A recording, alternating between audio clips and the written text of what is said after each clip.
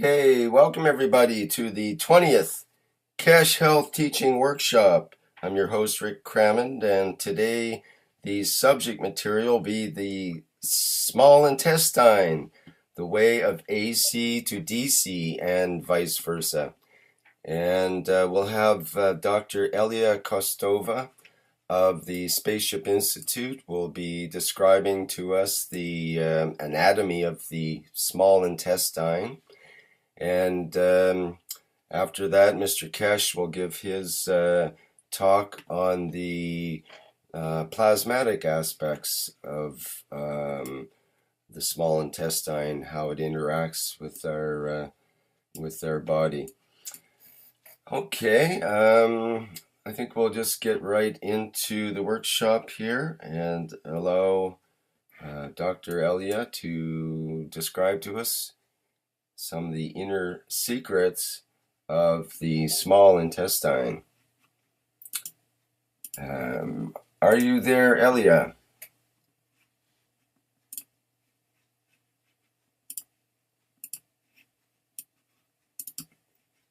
Hello, we're not hearing you yet.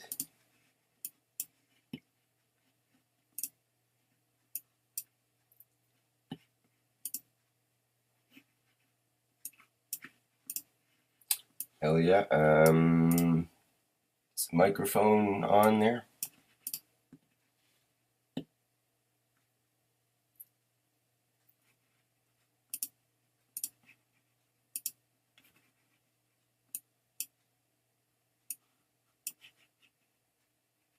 I'm not able to hear you, Elia.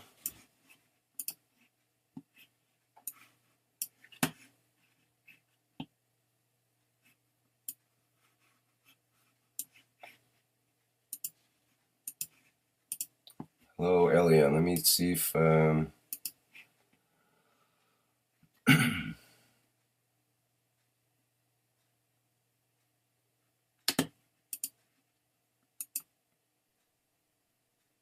Hello, Elia. Can you try again?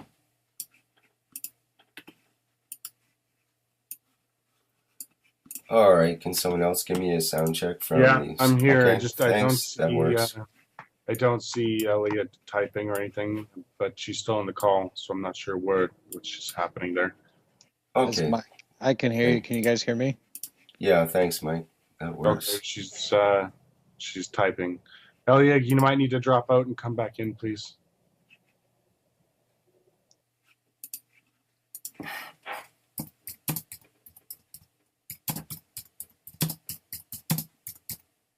Can you hear me now? Yes, thank you. We hear you. Yay. Okay.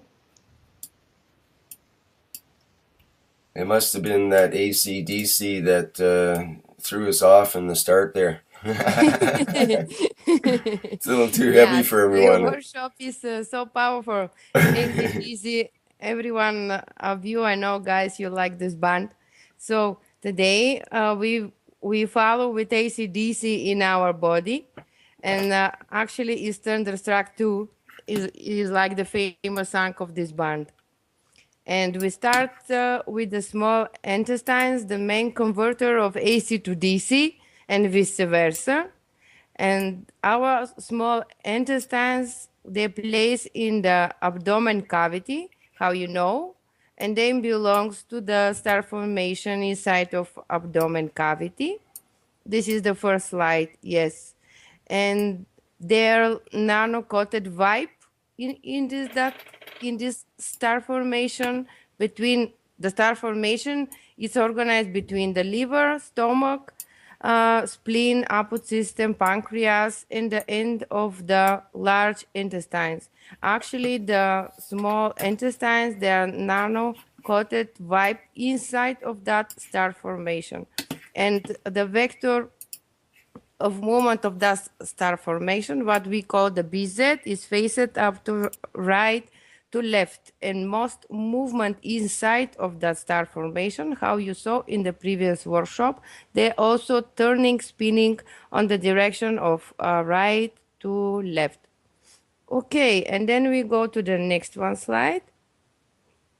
The next one slide is embryology of our small intestines. They origin from the mid gut of embryo. And if you remember from the previous workshop, of the same gut is come from our stomach, but from higher gut. Our small intestines come from the mid gut. And from the beginning, and how you see, they starts to make some kind of loops all the time. Actually, that nano-coated vibe all the time make a loop inside of our abdomen cavity from the beginning. And that loop is actually also spinning and twisting in the same direction, right to left, but in different angles regarding the place of the small intestines, because also they have different kind of levels inside of abdomen cavity. Actually, our small intestines, their longitudinous is more than 6-7 meters in the adult individual. So can you imagine how much loops they made inside of your abdomen cavity? Even from beginning, they start with loop, and all the time they twist and make additional loops inside of abdomen cavity. And also don't forget they are nano-coated itself. Okay, then we go to the next slide. The next slide is a representation exactly the way of spinning of our small intestines. After the stomach starts the duodenum. This is the first part of our small intestine, and actually the duodenum starts after the pyloric sphincter, the pyloric muscle pump, which close the stomach. And when the food like is already in liquid state go out from the stomach, the pylor pump, the pylor sphincter just close. And after that, the liquid state of matter go inside of our small intestine. The fourth place is duodenum. In duodenum area, the bile juice and the pancreas juice just come inside of the wall of the intestines, and they suppose the absorption and digestion, like a chemical state of the liquid state of matter. And how you see after the duodenum, the shape of our small intestines, they are so similar to the shape of snake from the beginning to the end. In anatomical language, we separate different level of the small intestines with different names because more or less they have different structure inside of epithelium. And this is not by consequence.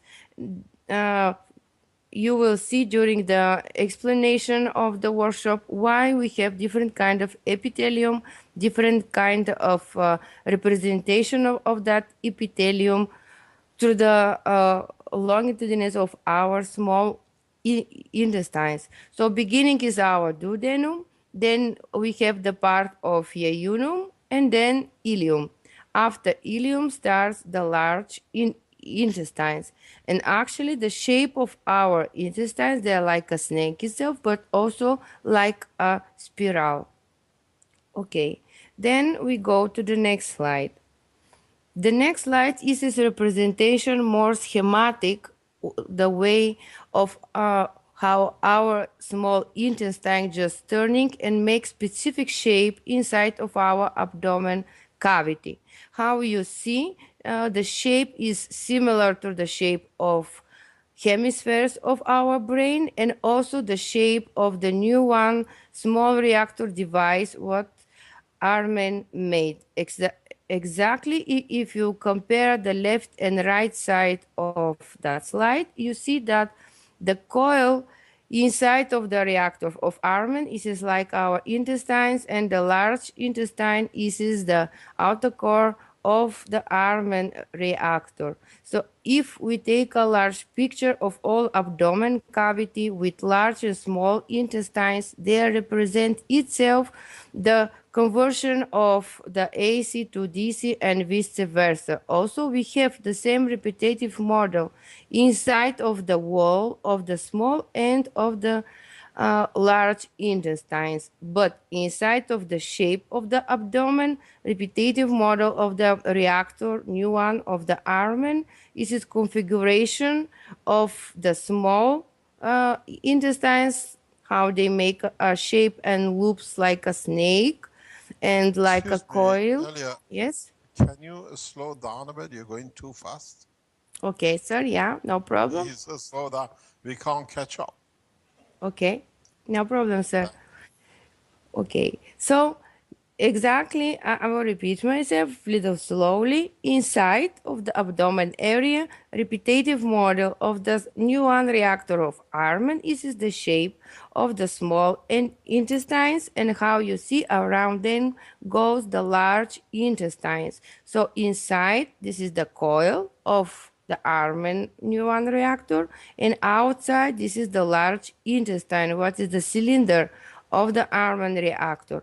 Actually, in the large point of view, this is the again repetitive model of the transformation of AC to DC. Now, the same model we have inside of the wall of our small intestines. Okay, we go ahead with the next one slide. The next one slide is the cross section of our intestines and the longitudinal section. How you see, there are nano-coated tubes with different kind of layers.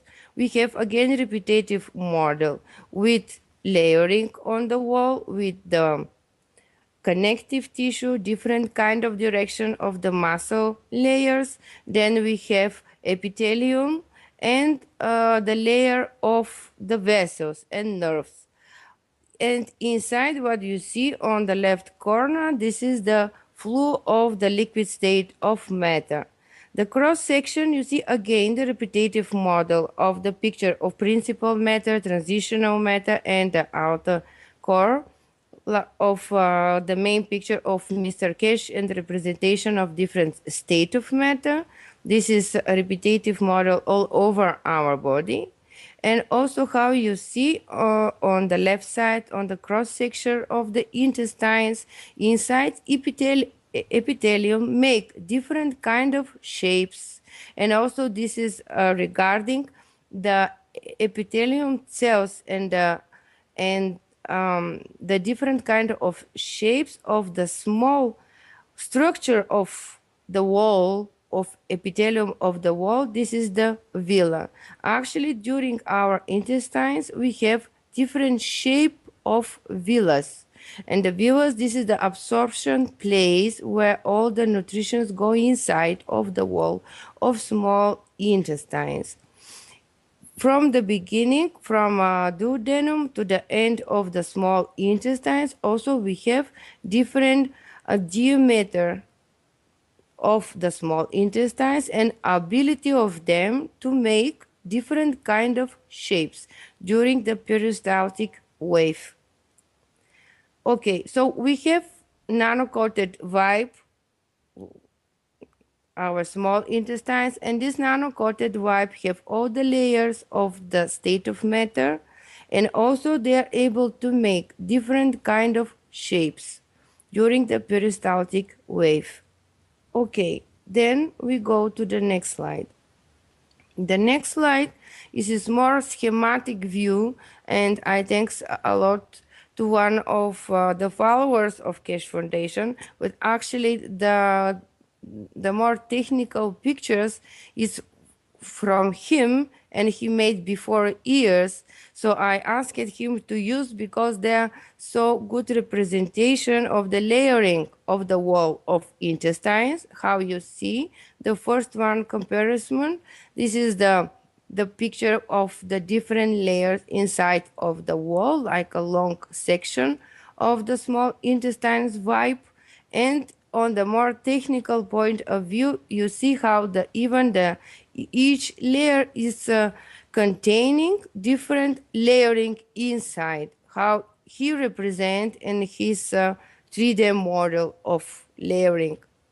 On the right side, you see the cross-section of the small intestines, and how you remember from the previous workshop, we have a vortex movement inside of our small intestine, exactly how the black hole do and suck the energy inside. We have the same movement inside of our intestines and make inside of them the movement of the state of matter in vortex from top to the bottom. And actually, again, so good is representation 3D model of the same author.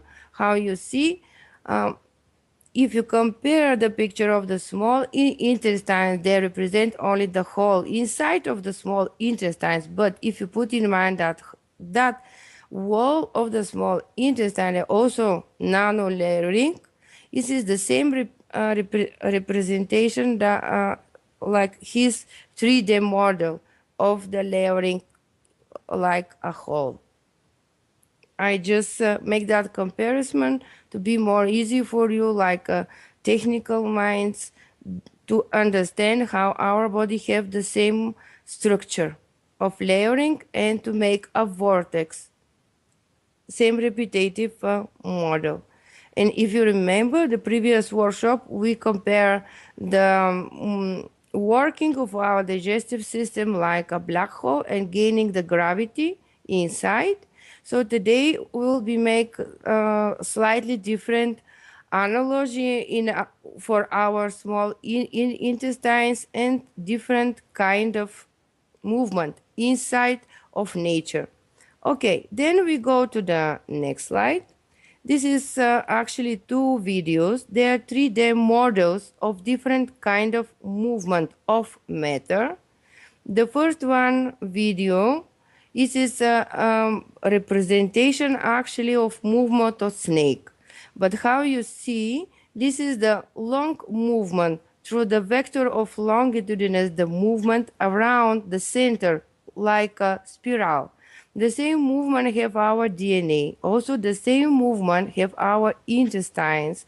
If you compare the tupi inside of that shape, this is our villa inside of our intestines. And when they move, they make that kind of vortex movement inside of the whole of the small intestine. This is the one part of the movement. Second one, this is the second video.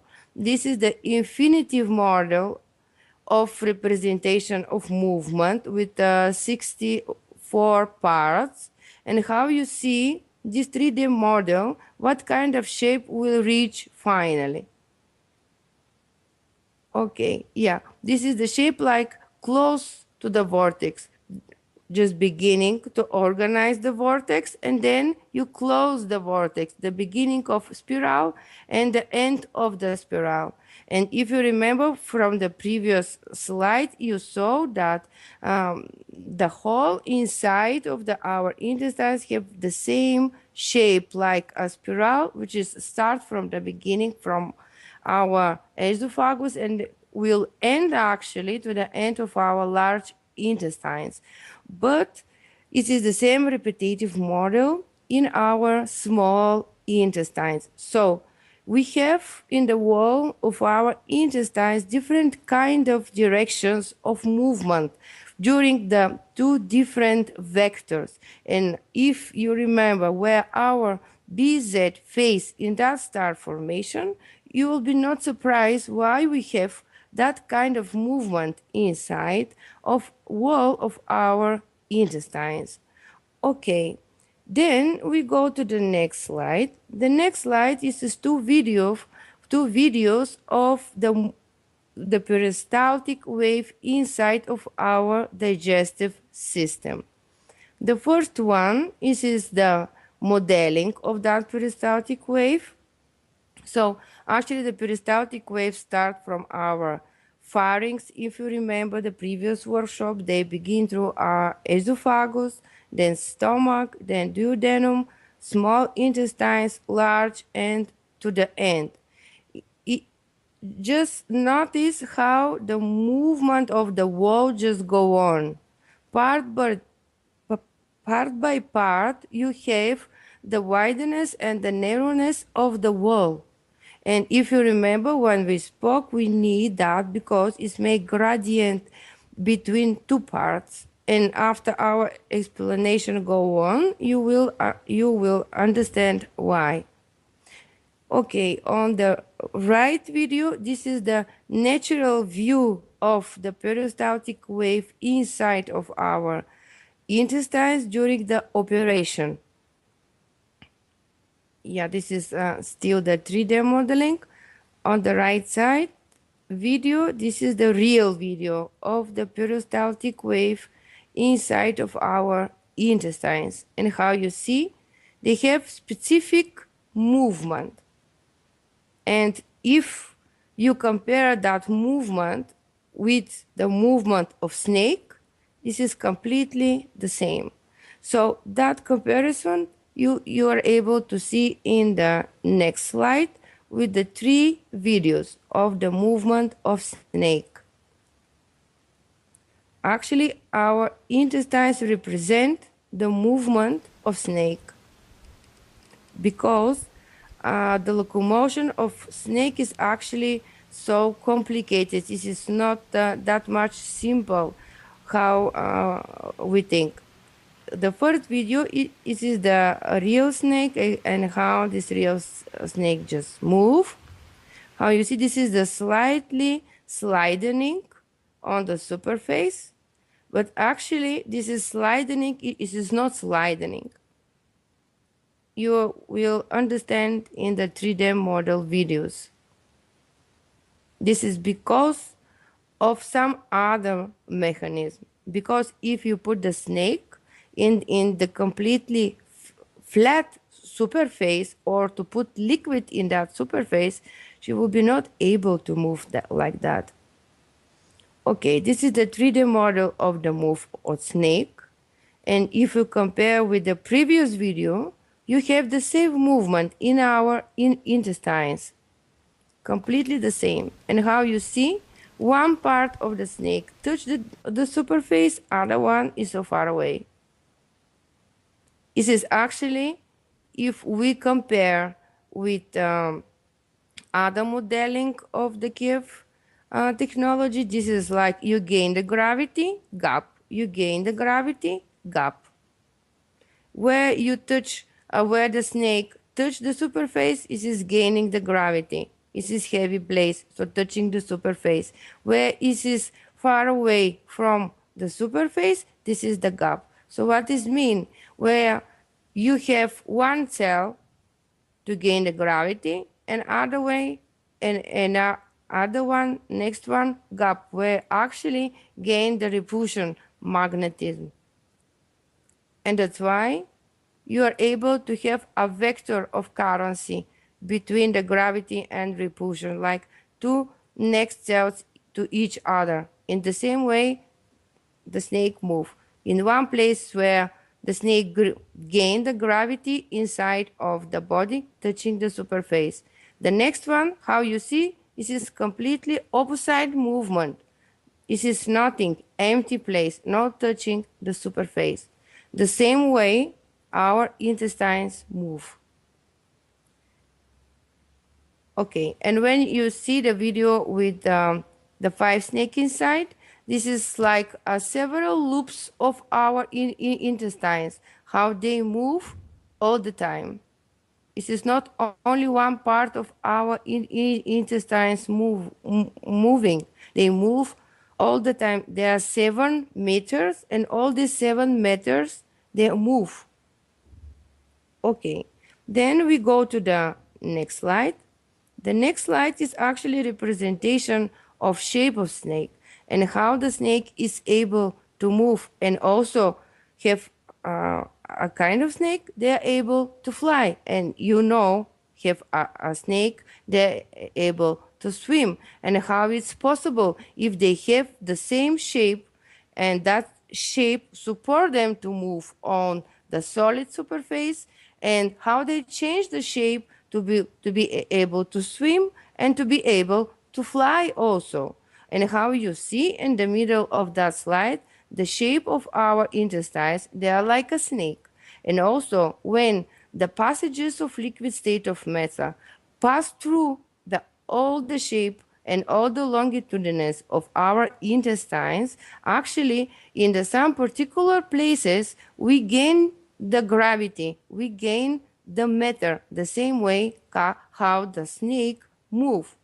Also you see the snake are able, because of the shape of the ribs, to change the cross section of the body. And when the snake change the cross section of the body, that shape, regarding that shape, she is able to pass through different state of matter. So she is able to pass through air, and also she is able to pass through water. This is only because she is able to change the cross section, the shape of her body. Okay, then we go to the next slide. The next slide is this video representation, actually, how a snake is able to fly.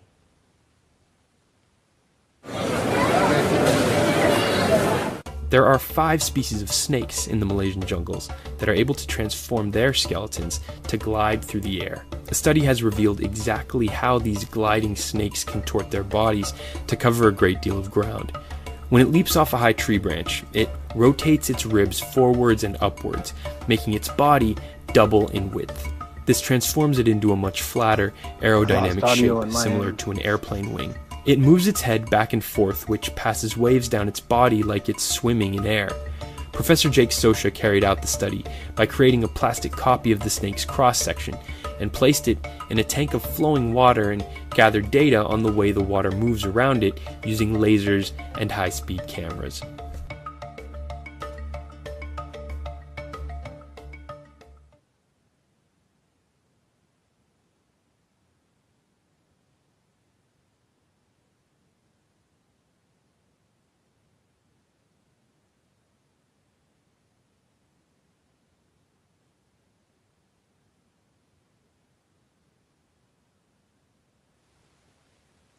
Okay, and how you see, saw during that video, what they say that when the snake changes shape, and how you saw the previous slide, exactly the shape is of the star formation, when from the round shape become like a shape of star formation.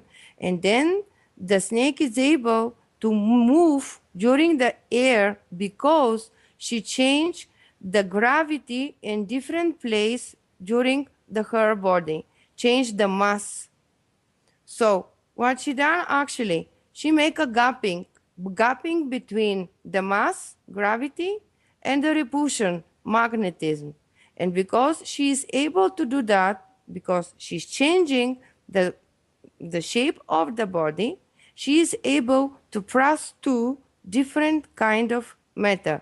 So what does mean? She is able to transform AC to DC and vice versa, and in simultaneously time. And from the next one slide, it's visible for you the movement of snake, how she's moved, why she is moved. On the right side, you see all the pictures. What you see, this is the movement inside of our intestines, how our intestines are able to make a contraction. So what does it mean to make a contraction? To put inside the force. So it means to take the AC and to convert that AC to movement. And why we need that movement? To push to the next part the liquid state of matter what we have inside of our body. And actually what we do with that making of the contraction and relaxation area one after another, we make the same thing. We make gapping between the action and relax, action and relax. When we contract some kind of area, what we do? We gain gravity. when we relax, what we do? We just make sure that the next one will be movement. So during the gapping, we have a relaxation point. It is like how Mr.Keshe that has that kind of explanation, fishing tank, we collect. And then that fishing tank starts to react. So DC become a AC and vice versa. Even during the analysis of the movement of our intestines, we convert AC to DC all the time. And because of that, our intestines are able to move and probably to fly in the same manner. Because how you see, snake is sustainable itself, so she is able to pass through different kind of state of matter. Actually, our intestines, they contain not only liquid state of matter, they contain also the gas state of matter. And during the absorption, they convert that state of matter to the gas, and then vice versa. So actually our intestines, they are able, because of that conversion of AC to DC, even to the wall, to be able to pass through different kind of state of matter. And actually on the right corner of that slide, it is a representation of the several peristaltic wave, and you see how actually happened the gapping. Gap, relax, is mean you have contraction, then relaxation. Contraction, relaxation. During the contraction, you increase, you initiate the AC, and during the relaxation, you collect the DC. So actually in the borderline between the contraction area and the relaxation area, you convert AC to DC and vice versa. In that borderline between two states of the movement inside of the wall of the small intestines. Okay, then we go to the next slide.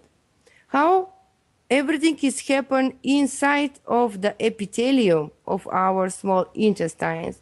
That slide represent to you different kind of villi. Villi, this is the invagination of epithelium inside of the small intestines.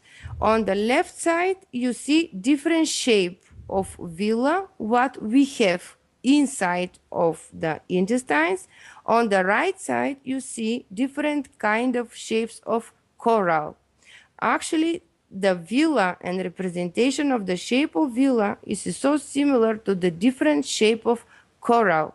Even they have a same structure to absorb the matter inside. We have conical villi like a shape, and also we have the shape of villi like a like a tongue. And it is interesting to know that the shape of tongue villi, this is from the beginning of our intestines. And how you know whatever we have the shape of tongue is related like a shortcut to our thalamus. And actually, in the Chinese medicine, the small intestines, they belongs to the meridian of heart. They are like a yang hotness, and the heart meridian is the yin hotness. And how you see, and I repeated to you in the previous workshop, the tongue inside of our mouth is the sensor organ of our heart.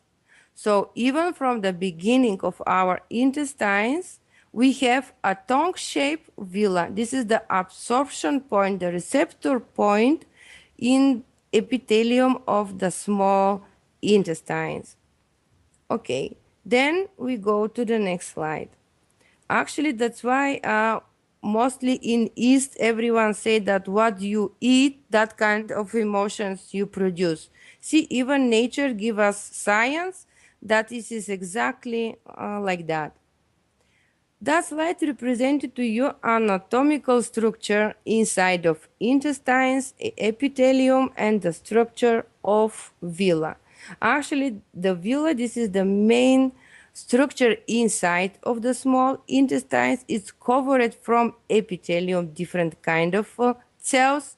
And not only villi have different shape, also the different epithelium cells have different shape during the all direction of the small intestines.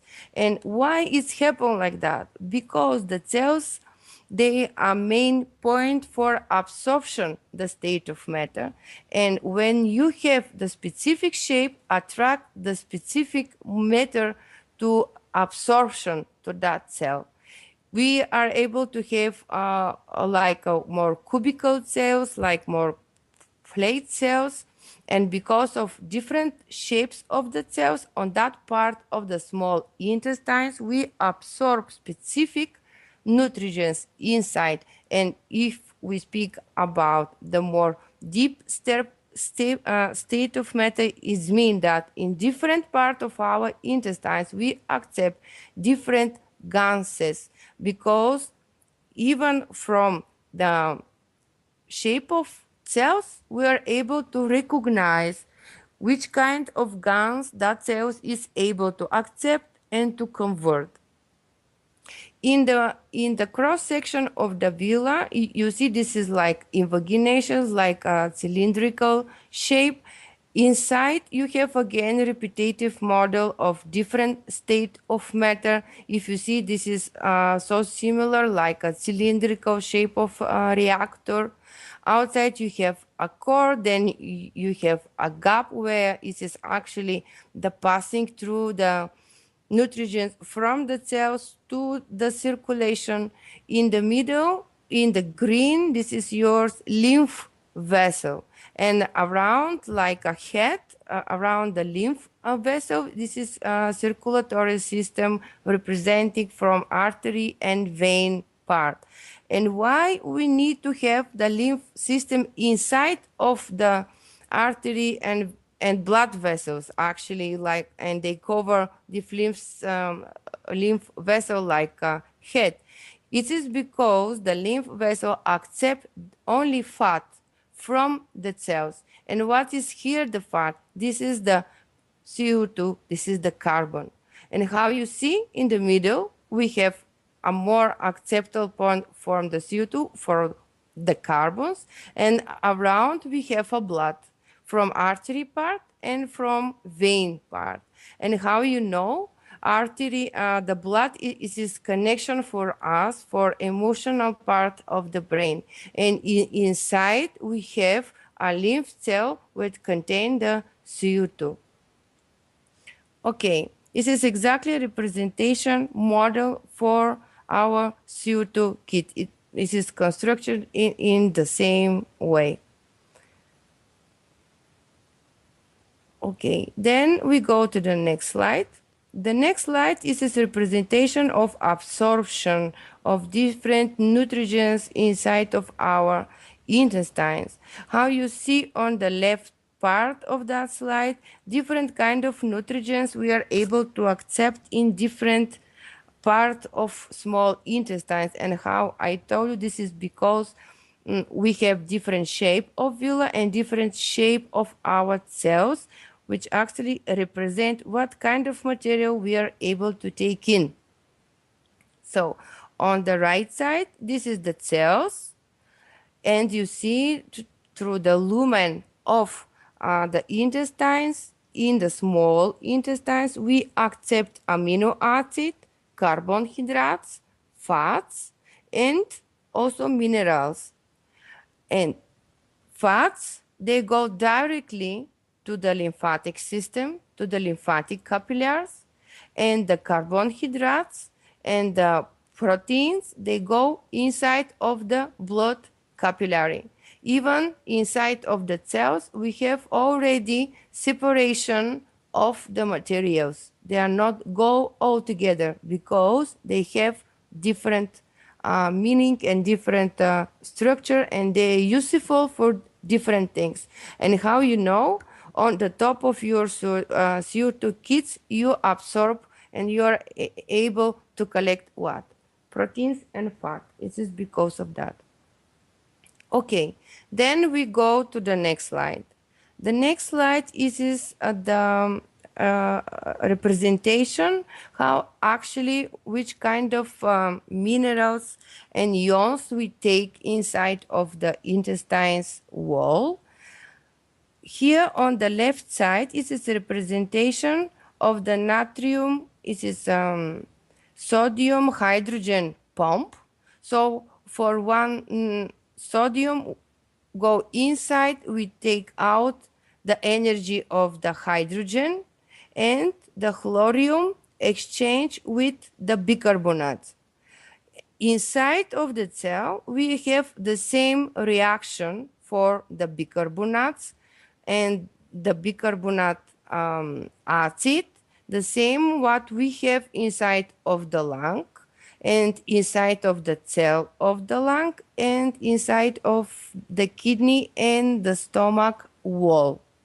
Actually, CO2 is the triggering system for most of the pump of exchanging the ions inside of our cells. Whatever ions exchange in different parts of cells in our body, that representation of that chemical reaction of the carbolic acid ever is presented. On the left side, you also see that we exchange the ions between the lumen of the small intestines. So it means that we already make the currents between the lumen of the intestines and inside of the cells.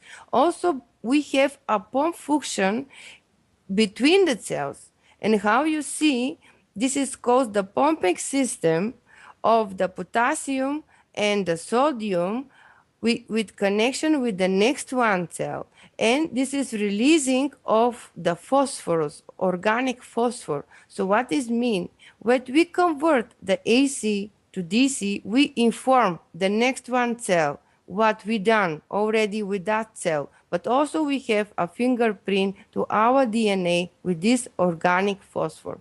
So actually, because we have this gradient between the potassium and sodium between two cells, we get the peristaltic wave during all the wall of intestines. So how you see, you convert the AC to DC inside of the cell, but also between two next cells. And actually in the borderline between the two cells. In the middle of that slide is a representation what is happening with water inside of our small intestines, and how you see the water is so connected with potassium.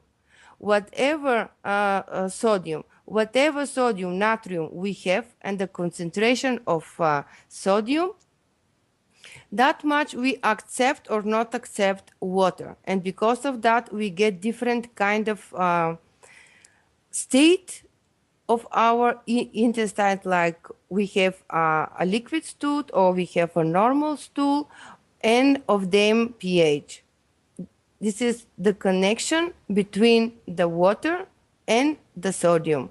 Just remember that picture, because the next slide you'll see why this is important. And to not forget that water is connected with natrium, sodium, but natrium is connected with hydrogen. And also hydrogen is connected with the carbolic acid pump, and how much is able to produce the hydrogen or to dissolve to the CO2. Just remember that, and then you see why I just point your attention on that slide. Okay, then we go to the next slide. The next slide is its representation how actually the tree works, and what is the comparison between the tree and the wall of our intestines. Please put your Sometimes the attention on simplest that questions video. have the most amazing answers. Like, how can trees be so tall? It's a question that doesn't even seem like it needs an answer. Trees just are tall. Some of them are over 100 meters. Why should there be a height limit? I'll tell you why. Trees need to transport water from their roots up into their topmost branches in order to survive. And that is no trivial task. There is a limit to the height that water can be sucked up a tube. It's 10 meters.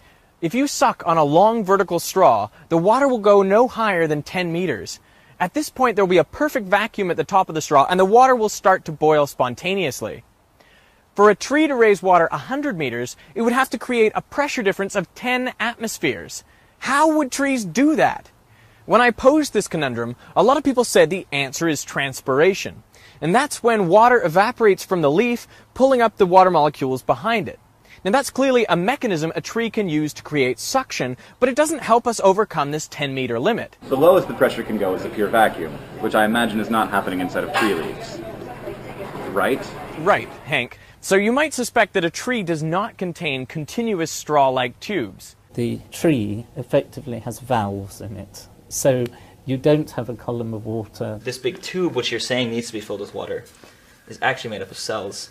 Although these are good speculations, they don't turn out to be correct. Scientists who study trees find that the xylem tubes that transport water do contain a continuous water column. So how else could the tree transport water from the roots to the leaves? They don't suck, they don't use a vacuum. Okay, so how do they do it? Squeezing like a cow, like you're squeezing a cow udder all the way up. There's little tree muscles in there. Yeah. Besides being a giant waste of energy, all of the cells that make up the xylem tubes are dead. What about osmotic pressure? If there is more solute in the roots than in the surrounding soil, water would be pushed up the tree. But some trees live in mangroves where the water is so salty that osmotic pressure actually acts in the other direction, so the tree needs additional pressure to suck water into the tree. Then it must be capillary action. The thinner the tube, the higher the water can climb. But the tubes in a tree are too wide. At 20 to 200 micrometers in diameter, water should rise less than a meter. So how do trees do it? Well, one of the assumptions we made is wrong. The lowest the pressure can go is a pure vacuum. Pure vacuum. Pure vacuum. In a gas, this is true. When you eliminate all of the gas molecules, the pressure is zero, and you have a perfect vacuum. But in a liquid, you can go lower than zero pressure, and actually get negative pressures. In a solid, we would think of this as tension. This means that the molecules are pulling on each other and their surroundings.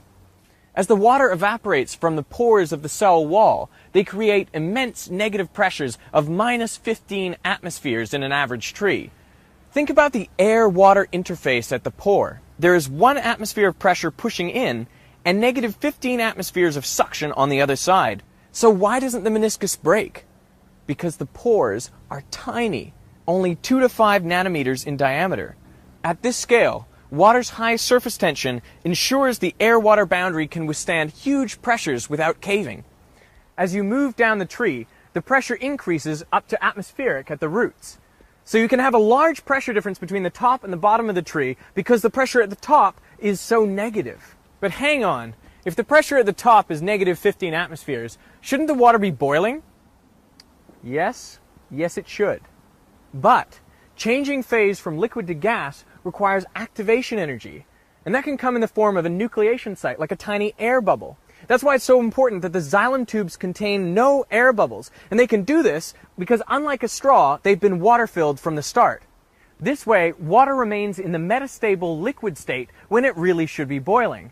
It's just like supercooled water remains liquid even though it should be ice. So you could say that the water in a tree is supersucked because it remains liquid at such negative pressures.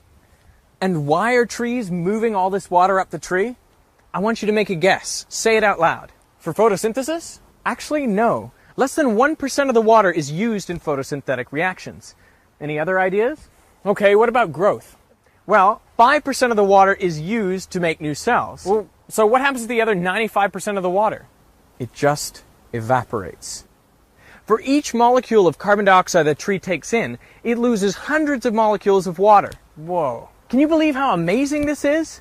Trees create huge negative pressures of tens of atmospheres by evaporating water through nanoscale pores, sucking water up 100 meters in a state where it should be boiling but can't because the perfect xylem tubes contain no air bubbles, just so that most of it can evaporate in the process of absorbing a couple molecules of carbon dioxide. I will never look at trees the same way again.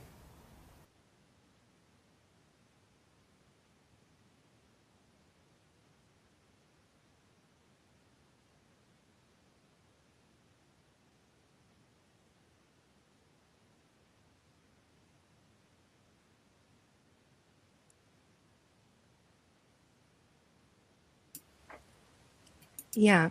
So how you saw, the tree takes several molecules of CO2 and release a huge amount of water.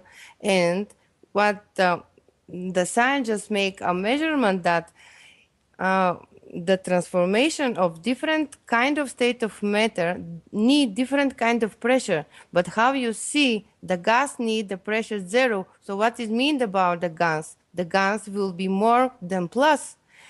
So if you compare the old mechanism, what the tree does with the villi inside of the intestines, this is the completely the same.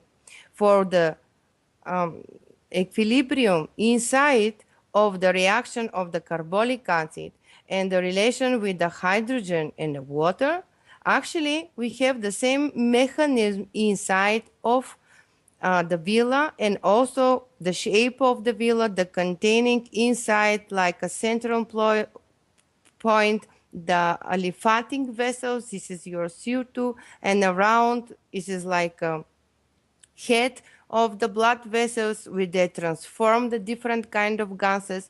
Actually, transformation of gases started inside of our cells.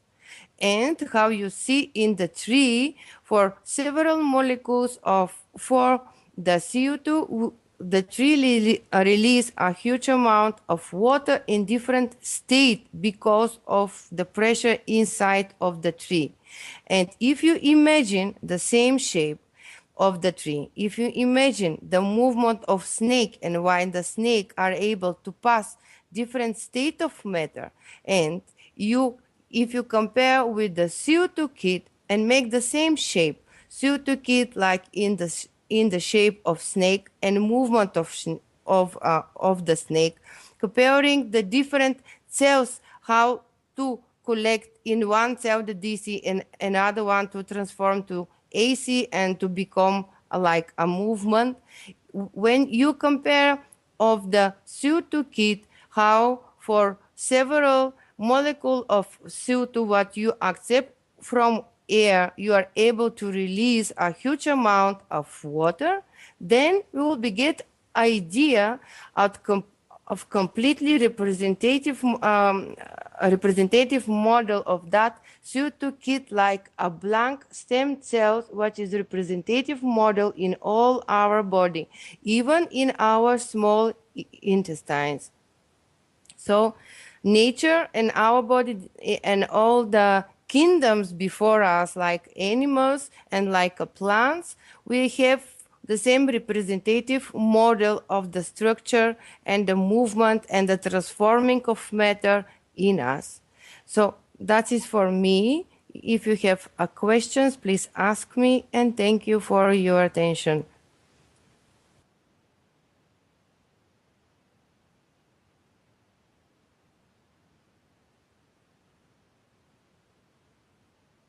Thank you, Elia.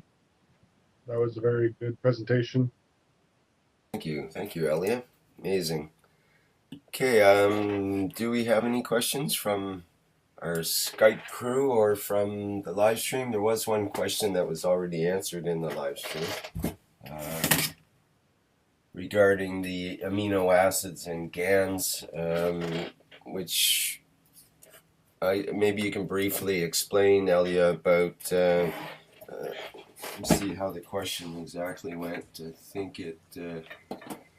Vince already answered about. Oh, there we go. I can scroll. The question was, Rick, can you please ask Mr.Keshe if we can take the amino acids against my chronic heart muscle inflammation and how I must do that? Thank you very much. And then Vince answered, Sebastian, Mr. Keshe cannot advise to take any of the amino acids or GANs. So maybe you could just explain a little bit about that, Elia. That's the amino acids and GAN from the that form from the top of the CO2 kits. I believe that's what we're speaking of. Yeah, they are useful, but how you we say that after the moment we with you yeah. Please, this is not a topic to discuss if they're talking about the amino acid from the CO2 kit till we complete our research. If they're talking about other kind of amino acids you can buy from different, what they call it, pharmaceuticals or other organizations, as a doctor, please pass a comment, not as an amino acid on the CO2 kit. Because some people will think they can eat it or whatever, and we have not got any information to release that they can do so. Right. Just So be protected. Yeah. Just to I just clarify planned that. to say the same things. Yes, I just planned to say the same things. Just thank you, sir. Yeah, that is my opinion too. Great. Yeah. Thank you. The thing is, we, in time when the institute opens up and we do the research and examination of the amino acids which are created on the surface of the water and the CO2 and other gases, we release information on, as papers, which we have always done.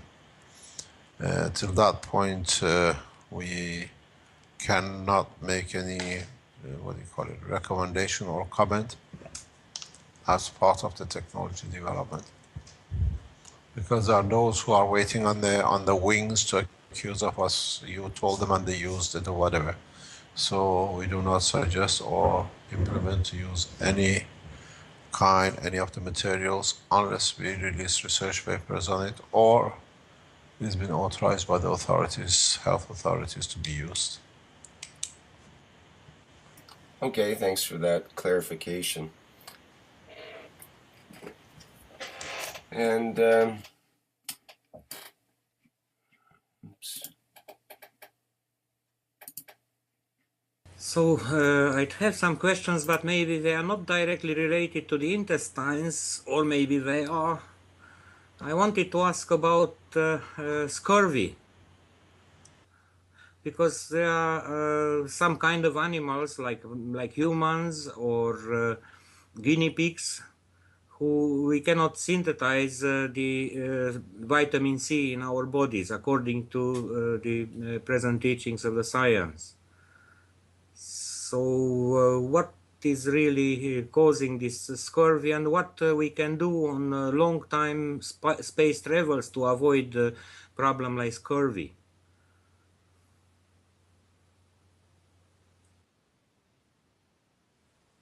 Different kind of vitamins, they absorb in different parts of our body. Some kind of them we are able to produce itself. Some kind we just take from the vegetables or the food what we eat.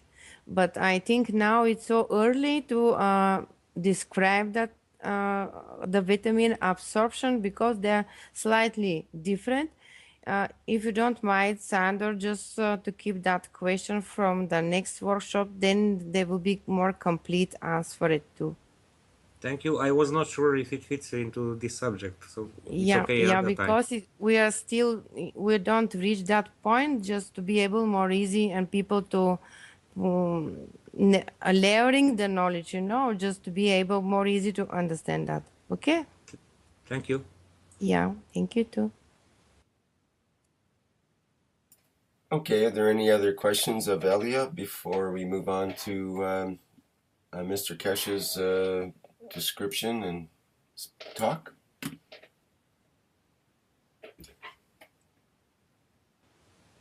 Going once? I think it's better just to go to Mr. Keshe, because Going twice? I just, yeah, really wonder of his explanation, you know?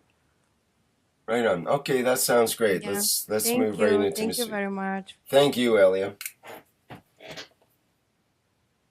Okay. I think you can answer the question. It says, what has intestine to do with immune system?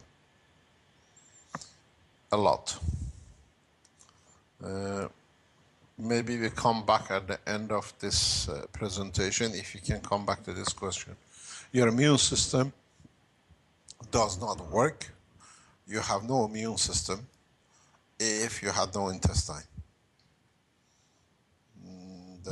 The reason for it, maybe we can answer now and then we go back to explanation of it. Your immune system is the energy which in a gas state but in a plasmatic condition is transferred through the wall of the intestine into the lymph and through the blood circulation and neurocharges. This lymph, which has received the energy from the intestine, gets sucked into the bone structure, and then the lymph, which is sucked through the bone structure at a certain strength, by crossing the wall of the bone, adds to and becomes part of the bone marrow, and by the suction and circulation of the blood from the ends of the bone, the lymph in the shape of T cells and B cells and the other form shapes, T4s and the rest, which they become later on, are sucked into the blood circulation and into the lymph system. So the stronger the plasmatic magnetic fields are absorbed or extracted by the lymph from the walls or inside the intestines where the food goes through it, dictates the strength of the lymph and the immune system, which at the end is produced and delivered to the body. Your immune system, total operation of the immune system, is partially and basically depends on the absorption of the plasmatic magnetic fields by the lymph from your intestine. And when the absorption changes, or the rate of the flow of the energy, plasmatic magnetic field, that is energy, changes from the intestine into the lymph, you'll find out if it's weakened, you will have a weaker immune system because lower strength lymphs cross the wall, and then in turn you have a lower immune system because the strength of the bone marrow and what comes out as part of the immune system into the blood circulation and the lymph nodes and the lymph circulation system in the body will not be there to be able to overcome stronger fields like infections. You got to understand a simple principle. It is one chain. Is that better now? Is it better? So what you digest in form of gravitational magnetic field from the food which you, as we spoke last week, through your stomach, conversion through GANs to a plasmatic magnetic field, which strengthens or passes its energy to the lymph, in crossing the bone walls, dictates the strength of even the white cells and the immune system in your body. Understand the difference between the white cells and the red cells, then understand the difference between the lymph and the white cells. The structure is very much like dimming effect. When you have a dimmer, the more current you put, the brighter light you get. So lymphs and the white cells, what we call white cells, are show and manifest themselves in that form because they carry high power energy, plasmatic magnetic field strength.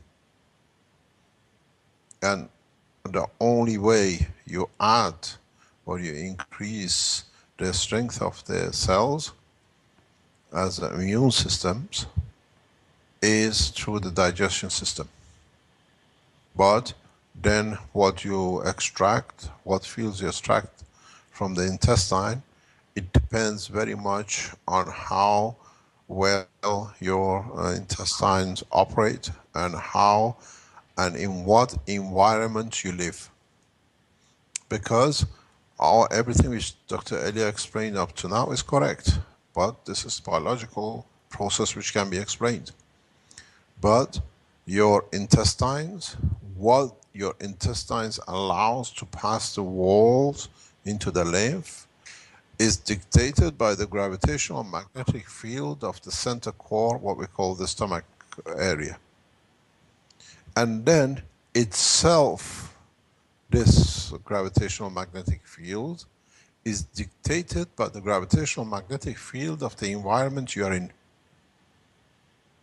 If you live in a hot area, you live in a cold area, different gravitational magnetic fields are created by the environment around the stomach. It affects the same condition as was explained, affects the strength of the amino acids which are as part of the structure of your lymph, and affects what they allow to be absorbed from the intestine.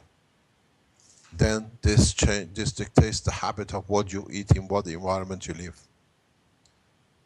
The environment you live in creates a pressure cooker or a field extraction in an indirect way on your lymphs, and the lymphs in an indirect way dictate what they need according to the environment they live outside internally to extract from the food which is in the intestine.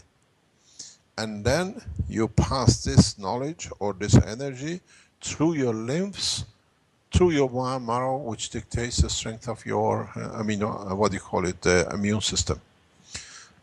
In cases, we've discussed this very recently here in past week or so with Armin. When in the cases that is like cancer case, where you see expansion of the belly and the doctors extract the liquid of the stomach because it expands like a pregnancy, because it puts pressure on the skin and the patient is in pain. When this process starts, when you take the lymph or the liquid from the stomach out, you have guaranteed the death sentence. Why this is it? Doctors do not understand. There are certain parts of the operation of the body which cannot be interfered with. One is the lymph nodes, and one is the liquid within the layer of the stomach of the body of the man. This layer, this liquid, is part of the lymph. It gets pushed through the bone marrow, or through the bone marrow becomes your immune system.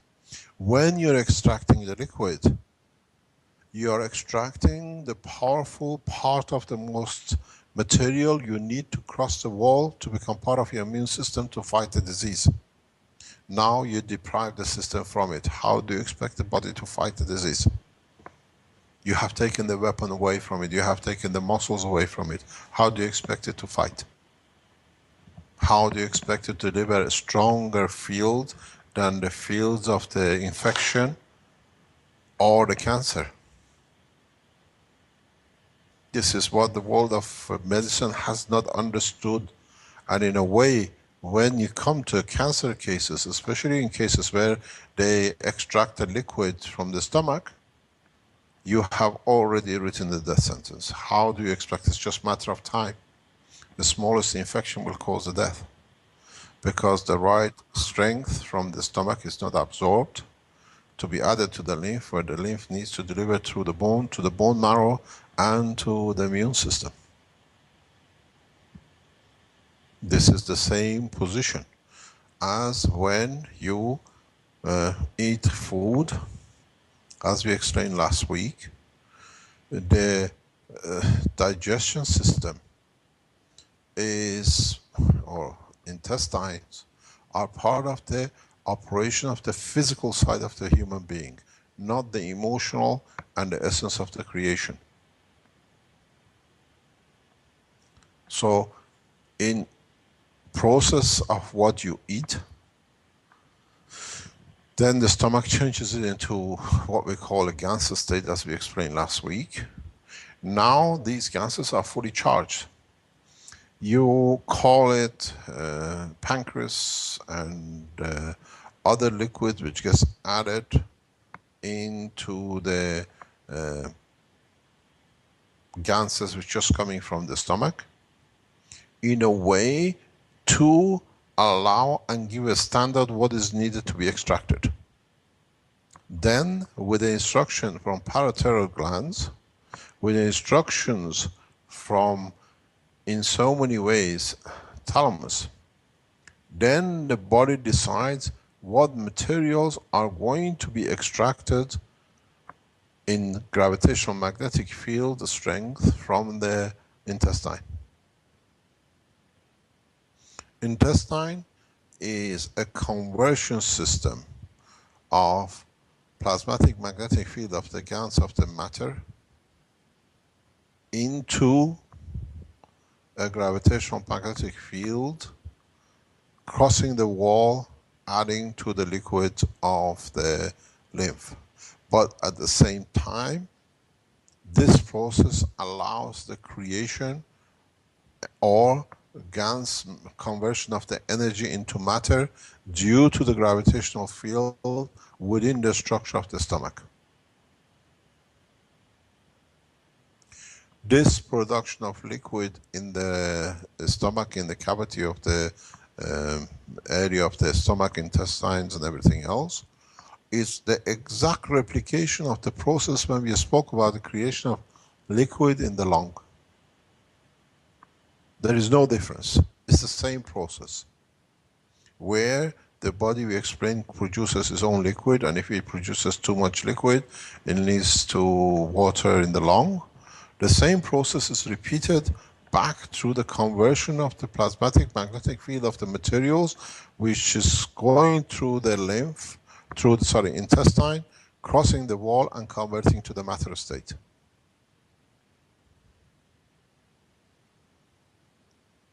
So, in totality, no material ever crosses the wall of intestine. But the conditions which are created beyond the wall in the core of the stomach decides how much liquid is created, and if you do not, or you pass to the age that the efficiency of the work or the condition of the conversion changes, then the body creates what we call as a storage surplus area. This is what you call fat. The conversion of the matters at the point into fat or to storage for the future.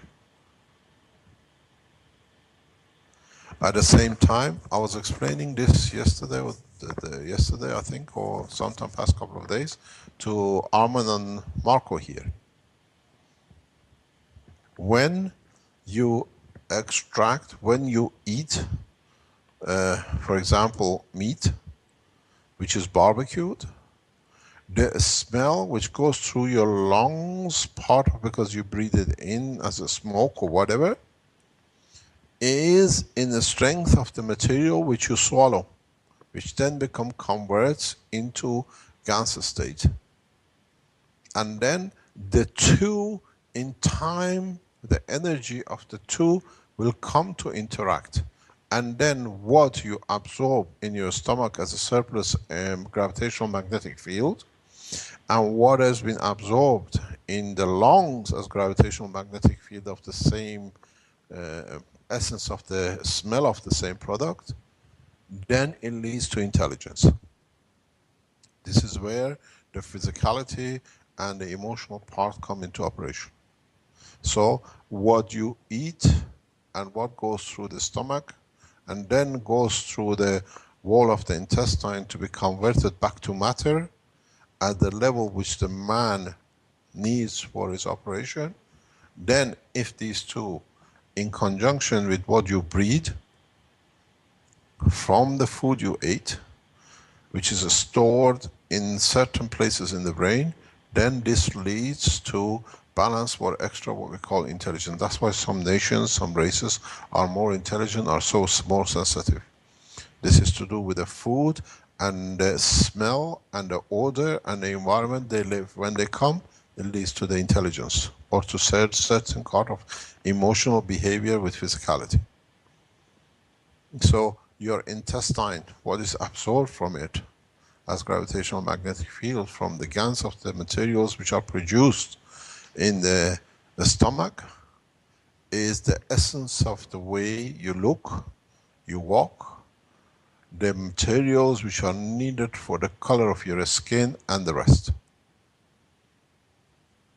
Because then, according to the environment, according to the position in respect to gravitational magnetic field of the area you are in conjunction with the lymphs and parotid glands and thymus, your body decides how you're going to look, what you need to be, and what shape, what height, and the rest of it.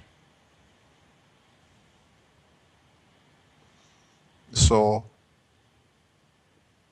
Dr. Elia has got into the physical construction and how it is.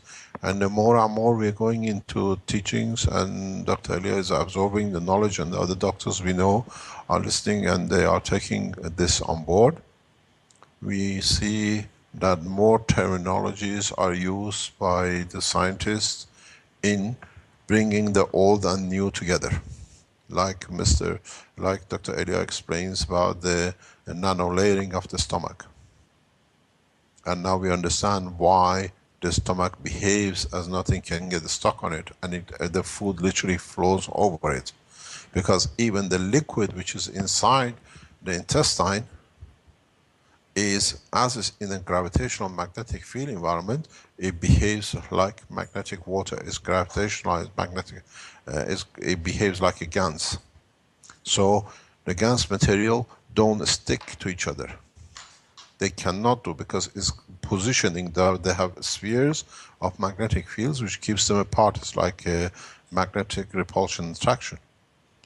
So the food in the intestine floats, and where in the structure of the body of the intestine the gravitational magnetic field of the food matches the gravitational field of the wall, the two magnets interact and the energy is extracted at that point in the body of the man and transferred to the lymph. Then, according to the structure and the race and the position in the environment we live, in some cultures and some races, we need, let's say, 10 centimeters to absorb vitamin C. And then in other cultures, we need 20 centimeters to absorb the vitamin C because of the environmental magnetic gravitational fields. Then if you understand this, understand psychological and the position of the sailors who usually show the scurvy, and then they had to use vitamin C to eradicate it in the past, then you understand why and how it happens. On the seas, the position is always zero.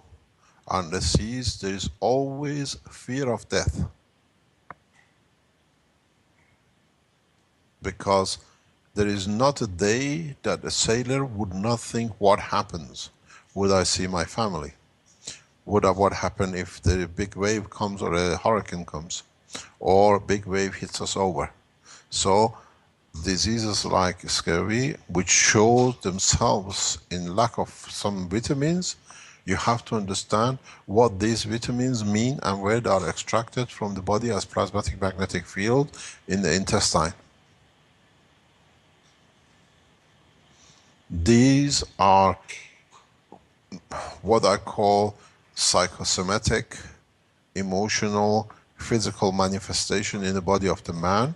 And these conditions are created due, as Dr. Elia explained, the blood vessels flow which carry the emotion in them.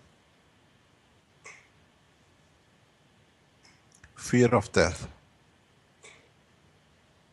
Fear of uncertainty.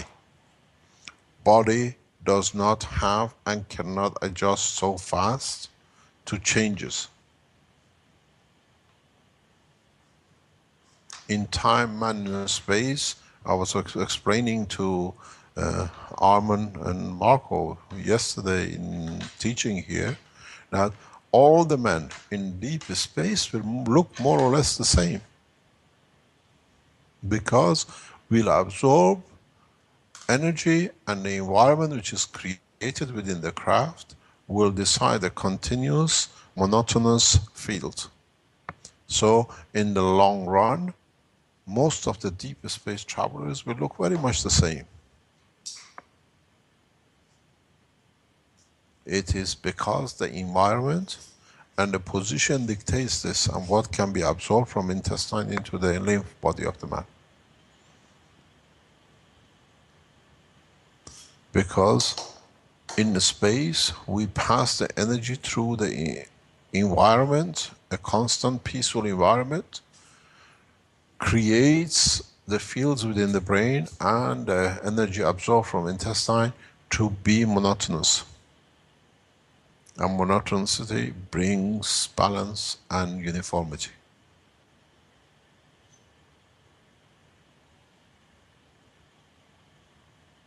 This is exactly what we'll see in the future.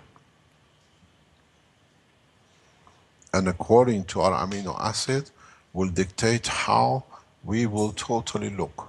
As I was explaining yesterday here, most of the astronauts are known as to have a moon face because of the zero gravity condition they're flying.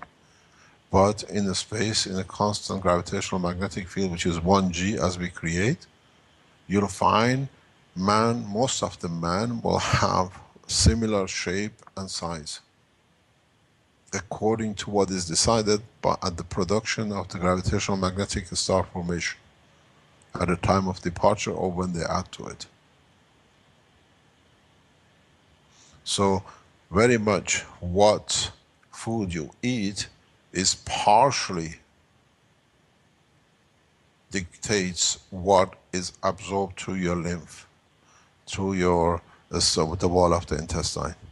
Mainly is dictated by gravitational magnetic field of the core, what we call the center core, which is the stomach, intestine, and the big intestine, the large intestine, and the emotional gravitational magnetic field, which is created in the lung and the heart, and at the same time, the other core which affects the work of this area of the stomach is the reproduction line, which is the fourth core at the bottom. So what you absorb from the food in your intestine is very much dictated by your emotional gravitational field, which is the second core, which is the heart and chest, or your lungs, and the fourth, which sits with your reproduction. Most of the death of the man comes due to the disability and invisibility of the reproduction line, which has never been understood fully by the world of science.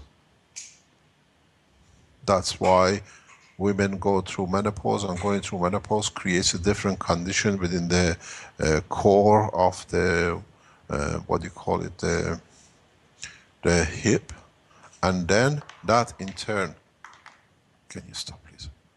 And then in turn creates a gravitational magnetic field slightly different than when it was working before as a full ovary and the womb. And then it changes the absorption of the energy from the intestine into the lymph of the body of the man. You cannot isolate. In a way, without intestine, there is no life. We explain that the stomach was the position where the matter was converted back to gans, to a star formation. Now you converted it. Now it's the intestine which decides what is going to be taken out of it. And you don't have a proper working intestine. If you have a problem with intestine, or you find changes with it, then it takes the process of your life.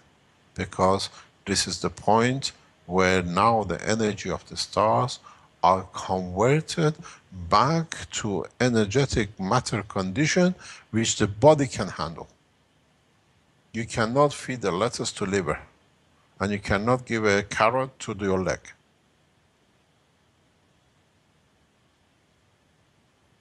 This is the position which without the intestine, there is no life. You can shorten and strengthen it. You can do all sorts of things with it, but you need it to get the conversion back into monotonous, homogeneous lymph within a certain gravitational magnetic field that leads to creation and sustaining the physical part of the body of the man. You can go into all details and show all kind of physicalities and conversion, but this is all what man always is materialistic and physical, has to explain something is done. But the bottom end, if you go into all the details which Dr. Elia showed, is all conversion of plasmatic magnetic field of a gans which going through the body into be able to transfer across the wall between the condition of the planet and the vacuum condition of the sausage of the body of the man.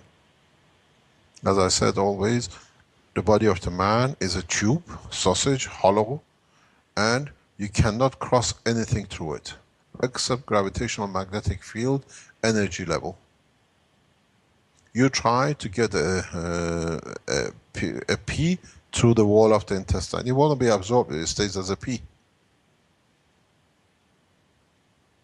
You have to convert this energy back into a level which can cross the wall. Now doctors come up with all sorts of explanation. This is where the vitamin comes, this is where the phosphorus is done. This is all part of the structure. Why do you need phosphorus? Look at the atomic mass of the phosphorus. Look at the atomic mass of the nitrogen. Then you understand even why you have the structure of the phosphorus in your DNA. The spacing of it. And all depends how your DNA, how healthy, or what conversion on your DNA, what changes done on your DNA. It depends totally on what you absorb in your intestine. And then at the same time, if that information carries, that brings a change and is transferred into the emotional part through the blood vessels, it becomes a part of your RNA. And then your DNA is irrelevant wherever it is, because once you have the RNA fingerprint, then decides the position of RNA in respect to the fault in your RNA change and DNA change. In the future, I explain how important the work of intestine is. You take the intestine out, say goodbye to life in physicality. Because you have no system to convert the energy into matter state which is digestible for the body. It's very much, you cannot give soup or steak to a one-day born child. You need the breasts of the mother to convert, to give the milk which the body of the child can absorb. This is the job of intestine.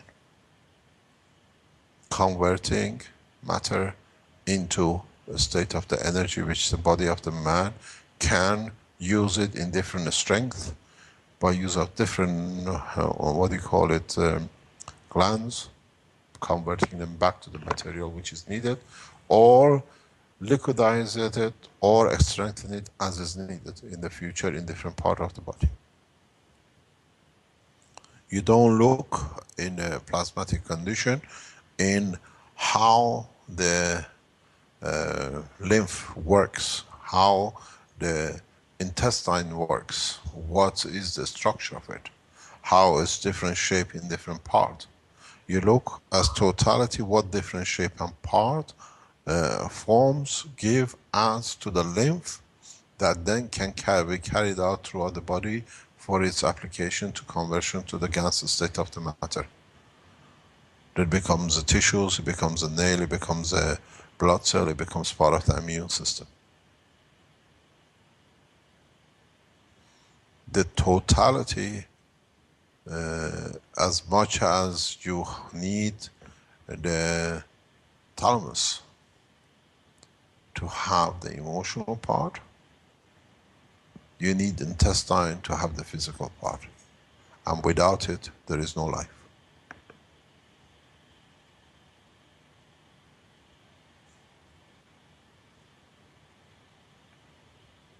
Any questions? Yes, there is a couple of questions. Thank you, Mr. Keshe. There's a question from Miles in the live stream. Can you comment on the study that fasting for 3 days can regenerate the entire immune system? I don't know about that. Okay, what do you do when you fast? What do you do when you fast? You change the gravitational magnetic field environment of your stomach. You create a new condition. The whole process of the plasma and what we call magrav is creative condition to lead to what magrav you have and what you need. If you can fast for 3 days, what do you damage and what do you activate to take part to do its work? In so many ways, if you look, what does the fasting means?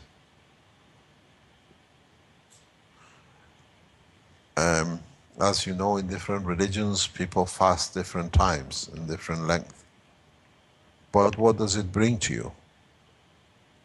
I was explaining yesterday here about the feature of the men and how their food affects their feature and why you get different faces according to the diet and what you absorb. By fasting, you create a point of, in a way, understanding your own strength. How much can you stand without food or just fasting just with water?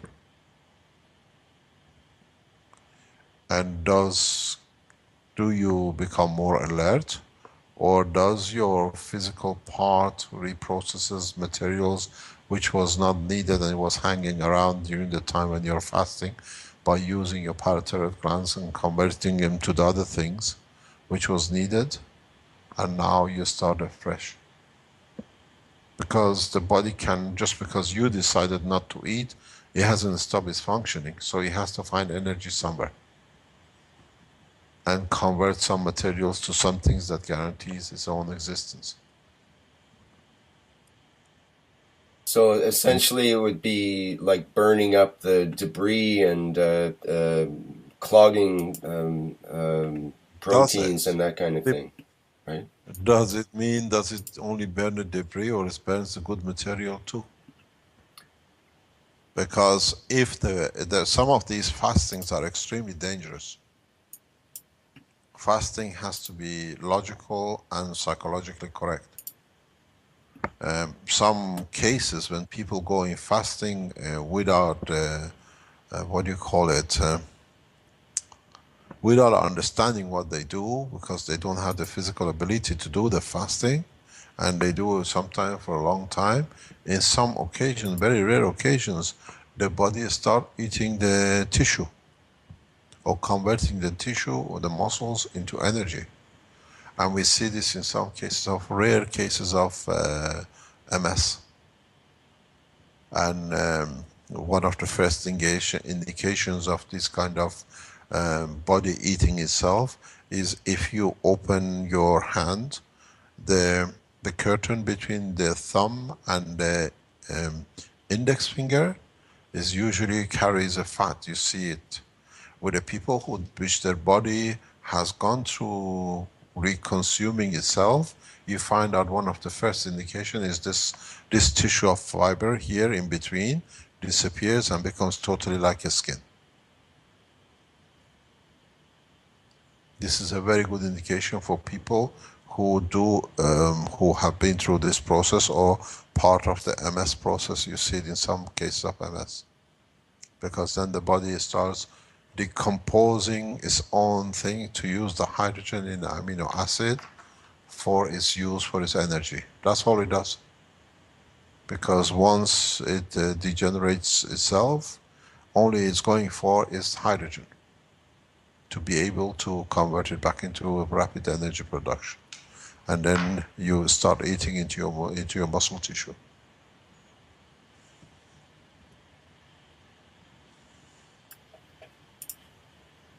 Any other question? Yeah, there's another question from Mike here, who says, do you need the same intestine if one absorbs elements at the skin level? What does that mean? I think Mike would have to explain that. Do you want to explain a little bit there, Mike, on that? Sure. Good morning, Mr. Keshe. Good morning, everybody. Good evening. Good evening. You were talking about the intestine, and several workshops. You've also mentioned that eventually man could absorb the elements through the skin, and then you said all of the other organs that aren't being used would shrink. And I was just wondering if the intestine would be the only thing left. It would depend if we still go through the digesting or eating. Meaning, I'm not sure if I follow that part. If we still use solid materials to put in our mouth. Okay, gotcha now. Then we do. You got to go to a point when the time comes when the man does not need his digestion system, the mouth will close because he doesn't need anything to put in it. All right. Cool. As long as you got a mouth, it means something has to go inside the digestion system. All right. Answers that question. Well, thank you very much. This position with intestine tube, as I call from top to bottom, if you understand the process of it and the motion of magnetic fields which they interact and they connect, is very much like the example we saw last week in the push of the plate with two vortexes on either end. One end is the mouth, and the other in twist of it goes through the stomach. A lot of people, as I said, they think anus is just for discarding what you don't need, but you'll be amazed how much you receive through the back passage, through the energy. It's very much like a North Pole and South Pole. The North Pole sits on your head. Where do you think the energy comes from?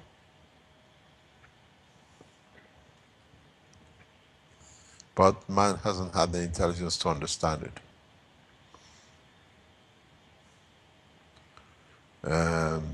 You dictate, that's what I said, the environment dictates what you eat. Because if you look, what energy enters in the body through the ground level. Why our food is dictated by our environment.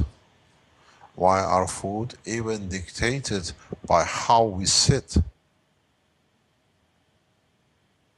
You'll find out if you sit like most of the people do on the ground and eat, you'll find totally different behavior in respect to the people around the table or around the, what they call it, what they spread on the floor to eat from. And you find totally different behavior with the people who sit around the table and the chair. Behavior changes totally, and the digestion changes totally. You find, again, if you eat and lie on the floor, sleep on the ground level, you have a different digestion system and you feel different than when you live on a high-rise flat on a bed full of irons and springs. Because the environment affects your absorption of the material and the energies. So would you say in a way that the intestine looks like a brain in a way? It more or less acts as a brain, does it not? Is it our bottom brain? It's not a brain. It just knows what you need because it's told what to absorb. It just responds automatically to the environment, more or less. It responds to the environment, but you have to consider that it's got a watchdog, which is called parathyroid glands. You've got a thymus, which has got control in the connection between the physicality and the emotion part. And then it has a master which dictates how much of it it can absorb through the what you call the fourth cavity in the body, the hip. You will find in the long run, if you start observing, the shape of the hip decides a lot of time what people eat and how they behave. Forget about the fat, how fat they are and they have any bones on their hip or not. It's the same way as the shape of the hand. The layering of the hand is very much the same as the last layering of this intestine, because it's the last point which absorbs the energy into the body of the man, and they behave the same way. I always say, you want to know what the man is, who the man is, shake hand with him, because he knows how much he takes from you through the touch and what he gives you. It's the same way as behavior of what he digests in his stomach. A lot of people have not understood the effectiveness of energy taken or given through a handshake.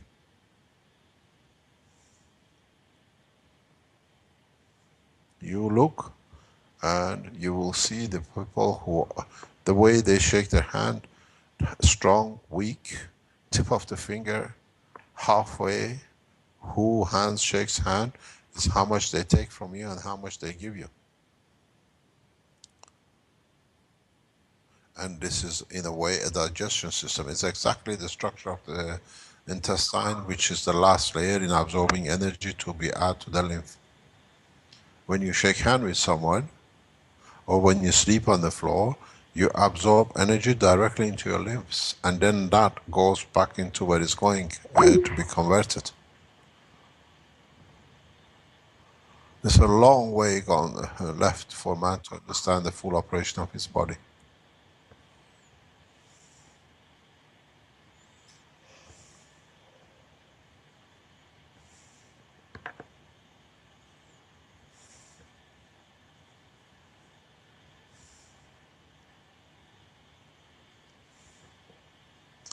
Any other question? We're coming to our nearly 2 hours.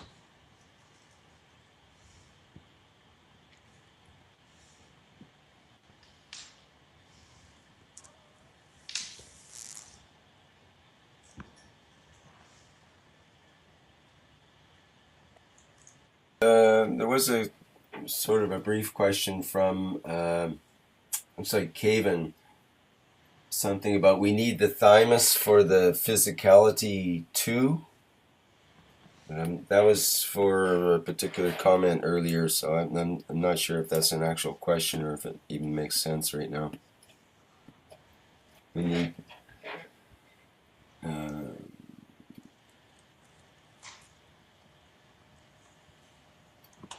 Okay, so there is a question about the hands. What is it that's inside the palm of the hands, like the lines of the hands? Is that a layering too?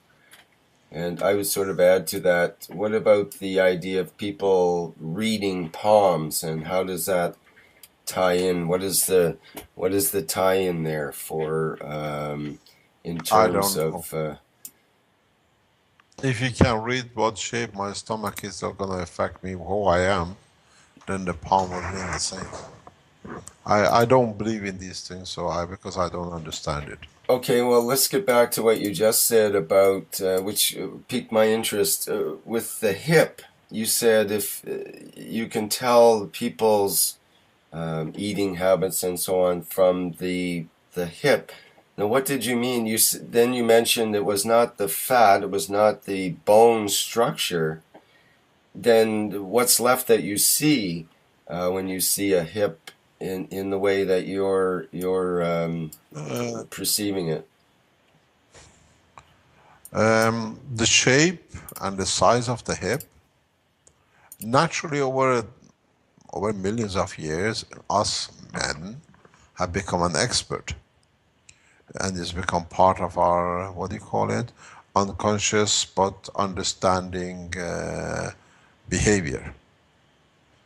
We as human beings, as men, we look who can carry our, what do you call it, offsprings. And one of the first thing which is, the minute you see a female, is you look at the size of the hip unconsciously. You look at the size of the chest, and there is a ratio with the hip, and if that fits to you, it could be size 50 to 20 or 60 to 10, it doesn't matter. If it fits into your psychological pattern of behavior through the food and emotion, which is, they found the ratio, a special ratio with it now, then you decide, yes, this is the person who I would like to have a child with or be friend with. And the size and the shape of the hip dictates a lot of decision making unconsciously, because we've done it automatically over millions of years. So we decide how the hip moves, the shape of it, the way it's positioned, all gives us as to a gravitational magnetic field of our emotion, if we like to have an offspring, mainly with that hip. And then we look at the breast, if it can be, what do you call it, if it can nourish the child.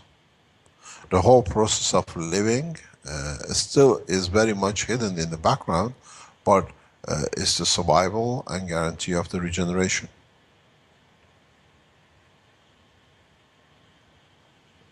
So the way we see the hip structure, and you can tell a lot, if when you look at the MRI of a hip, you can tell a lot about the personality and the behavior. And even to, for example, with the females, by looking at the MRI or the X-ray of the hip, you can say how many children they've had due to the positioning of the bone. You can say how they behave through the structure and the thickness of the bone of the hip. A lot of detailed examination in the behavior, how broad the hip is, how thin the bone is, all gives you indication of the behavior and the structure of the person. It's the same with the man.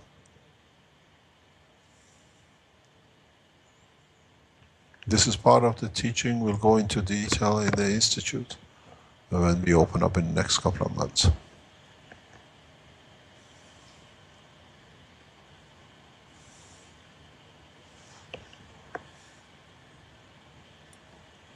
Okay, thank you for that.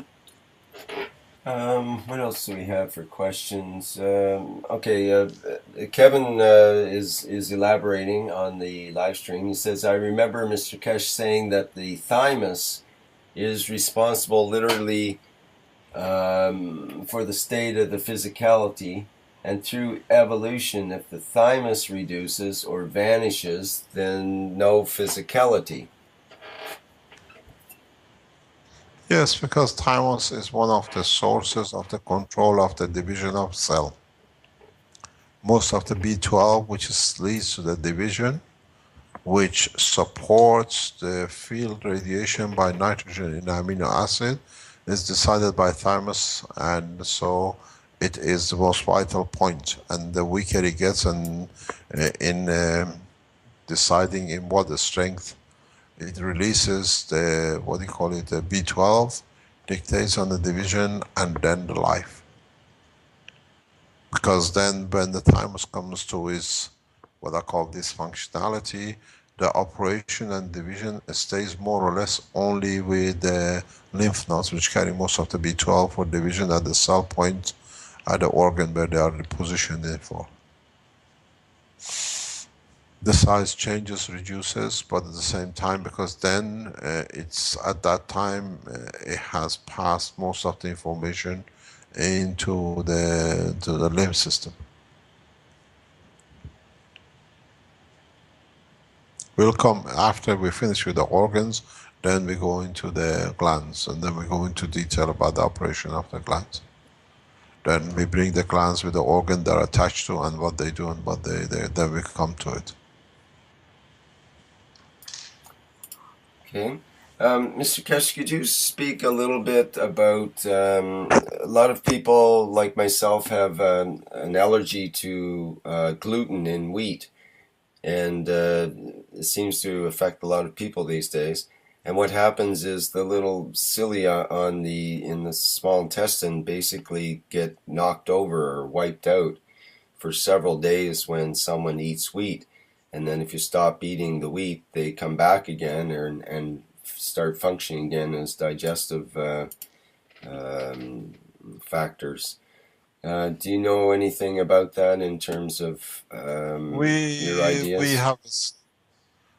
I have studied this for a long time, because I had to look at this because I saw a child 3-4 years ago in Palma, and it was shocking for me such a young child should suffer this way. And we've done a lot of work on it. I studied very well, very thoroughly. Actually, she was born in Belgium, and in so many ways you have to it's partially psychological. Gluten deficiency, and now we see a lot of gluten-free, and destruction or loss of the, what is like a hairlines on the intestine, and it comes back again. What is like a tongues in a way, as Dr. Elliot was trying to explain.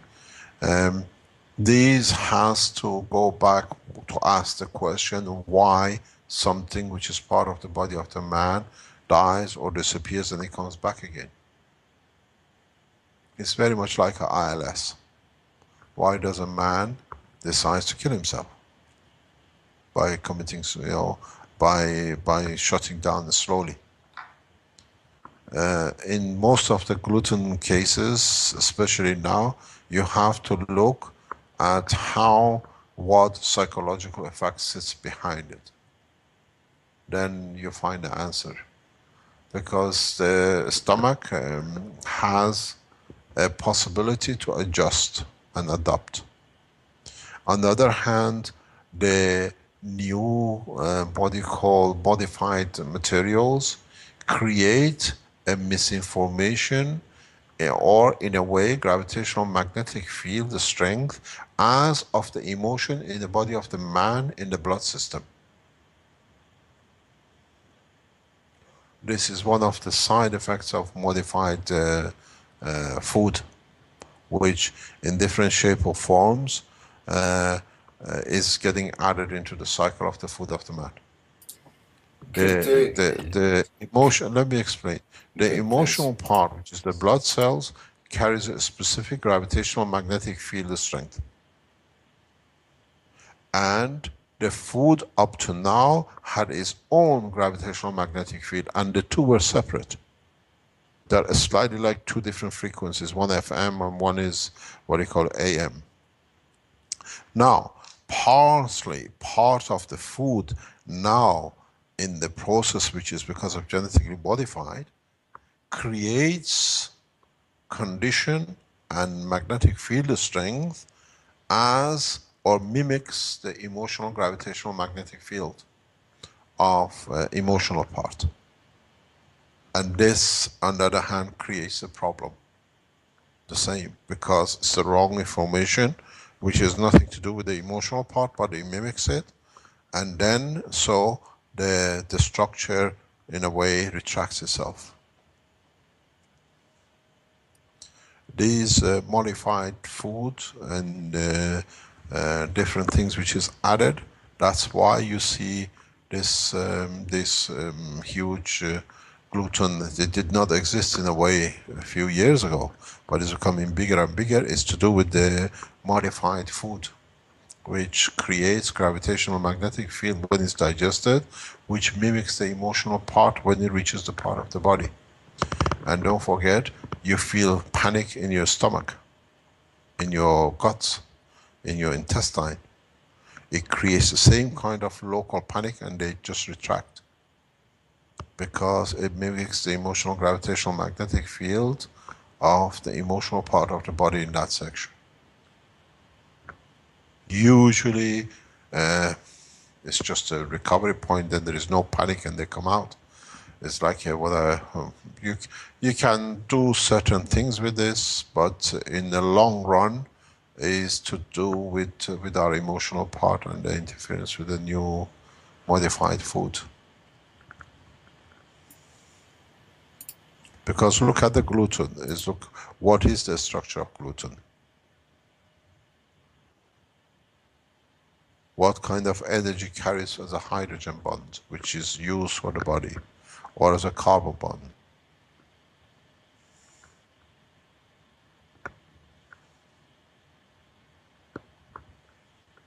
You can try what we call backup. I call it the backup emotional cups, which you do with the air.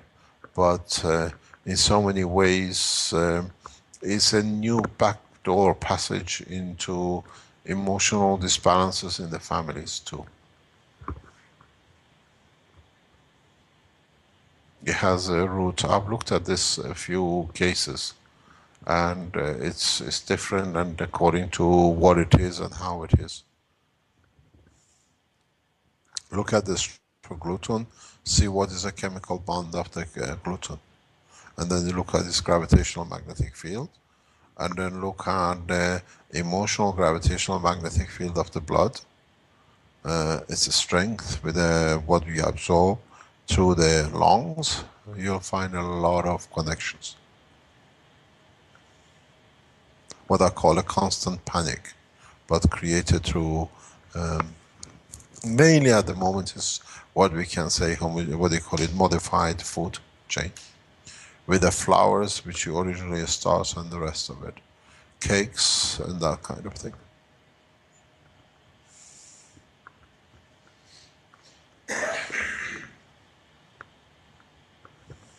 Any other question?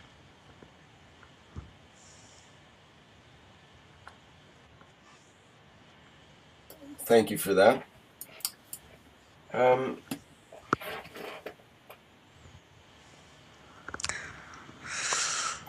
There's one more question in the live stream. I think maybe you want to wrap things up soon here, Mr.Keshe. I'm getting that impression. Do we have the Spanish? What time is our Spanish teaching? The Spanish one won't be, it's not scheduled for another hour. And we're sort of supposed to take the health one for another half hour if you need that time. Let's see what we can do. Okay. Okay, there is a question. Will it be possible in the future to extend the environment of, say, sleeping on the ground or eating on the ground so you can obtain that environment in a high-rise structure? Or I would extend that to, what about a spaceship structure? You can do. It can be done, but you got to look what the body needs. It's not hard to do, but in a way it can be done.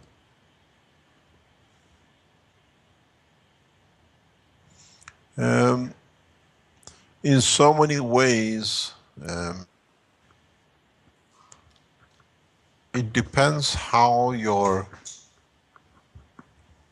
let's rephrase it, depends what your body needs from its environment. to satisfy both the physicality and emotional part of the body. This is like what you say, why slim men go out with a very huge women. And they don't match. But in fact, they match each other perfectly. Because the guy is looking for receiving the emotional wrapping of the mother in the womb. And he sees that in the large-sized woman. And why large-sized women go out with a very slim man? Because psychologically, she satisfied in being dominating, doesn't matter how strong he is. Because she wraps him, so she's in charge. And that, at the same time, you find out they eat the same food. Most of the absorption of the energy from our environment and our body is dictated by our emotional state.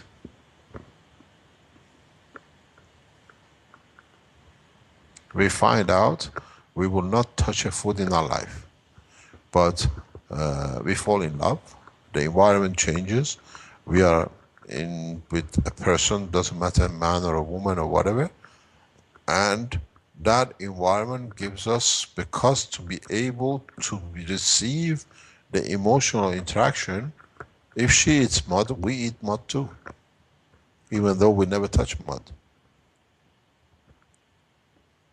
Because in that state, we receive in the environment of our intestine, in our stomach, the fields which we need, which we in the emotional part and physical part of our body.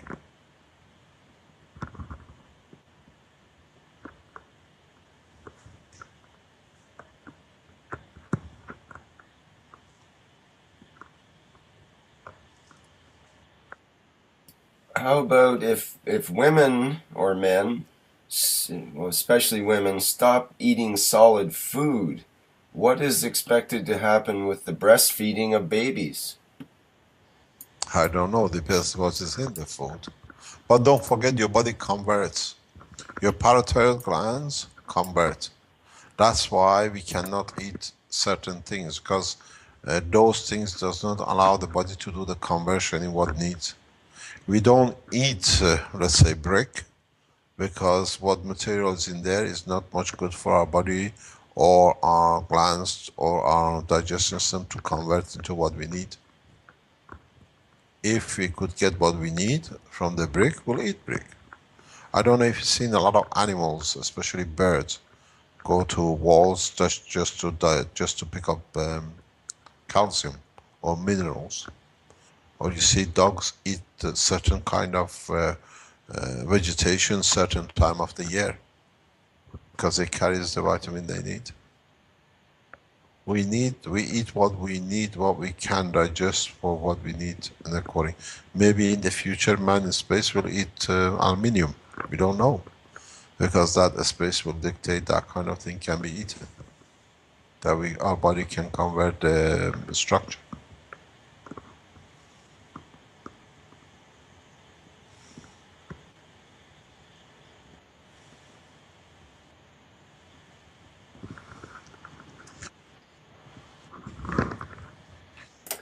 We have a very interesting point here. I think Armin has been trying to tell me to show it to you. As you know, Armin is Archimedes of the foundation. He tries everything as long as it's to do with nanomaterial. I tried to open the camera that you can see. Yesterday I said we can show this in the work today. What I want to show you is, if you can see it, this is the liquid, which is greenish brownish in color. This is created by Armin in the past week or so by passing a current between two copper plates with sugar as water. Am I correct? Yeah. A little salt, but primarily sugar. Am I correct? Yeah. So if you look at this this material, Armand showed me this and he says, what is this? Why is this color? It is brownish, greenish color. And I said to him, looking at this liquid, I said this carries red gans or the blood inside it. And when you tip the, I don't know if you can see it, if you tip the bucket, you will see red spots. I don't know if you can see it in this container. How do you want to show it? This way. You can see the red spots? I think you can see it clearly now. Yes, we can. So what happened is suddenly why copper, which we always had green, has started creating blood. These are very much, you can see it, if you can, I think we have to go further that way, Arman. You can see the red. This comes, it's gonna, yeah, we can see it perfectly now. You can see the production of the red material. It's a pure copper plates used. And in the process of creating GANs, because the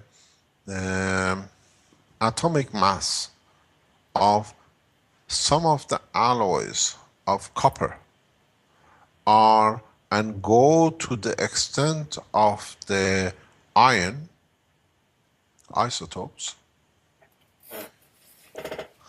they do not in the GANs state behave as copper, but they behave as iron.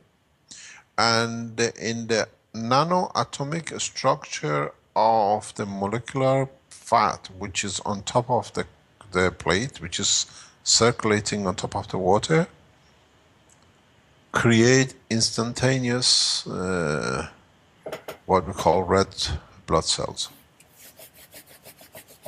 This is not red copper. Red copper is totally different color. So, in a way, I explained to Armin and Marco yesterday, we went through the periodic table, looking at the isotopes of both the copper and the iron, and you see there is a position which they have similar isotopes, but one behaves as a copper and one behaves as a iron.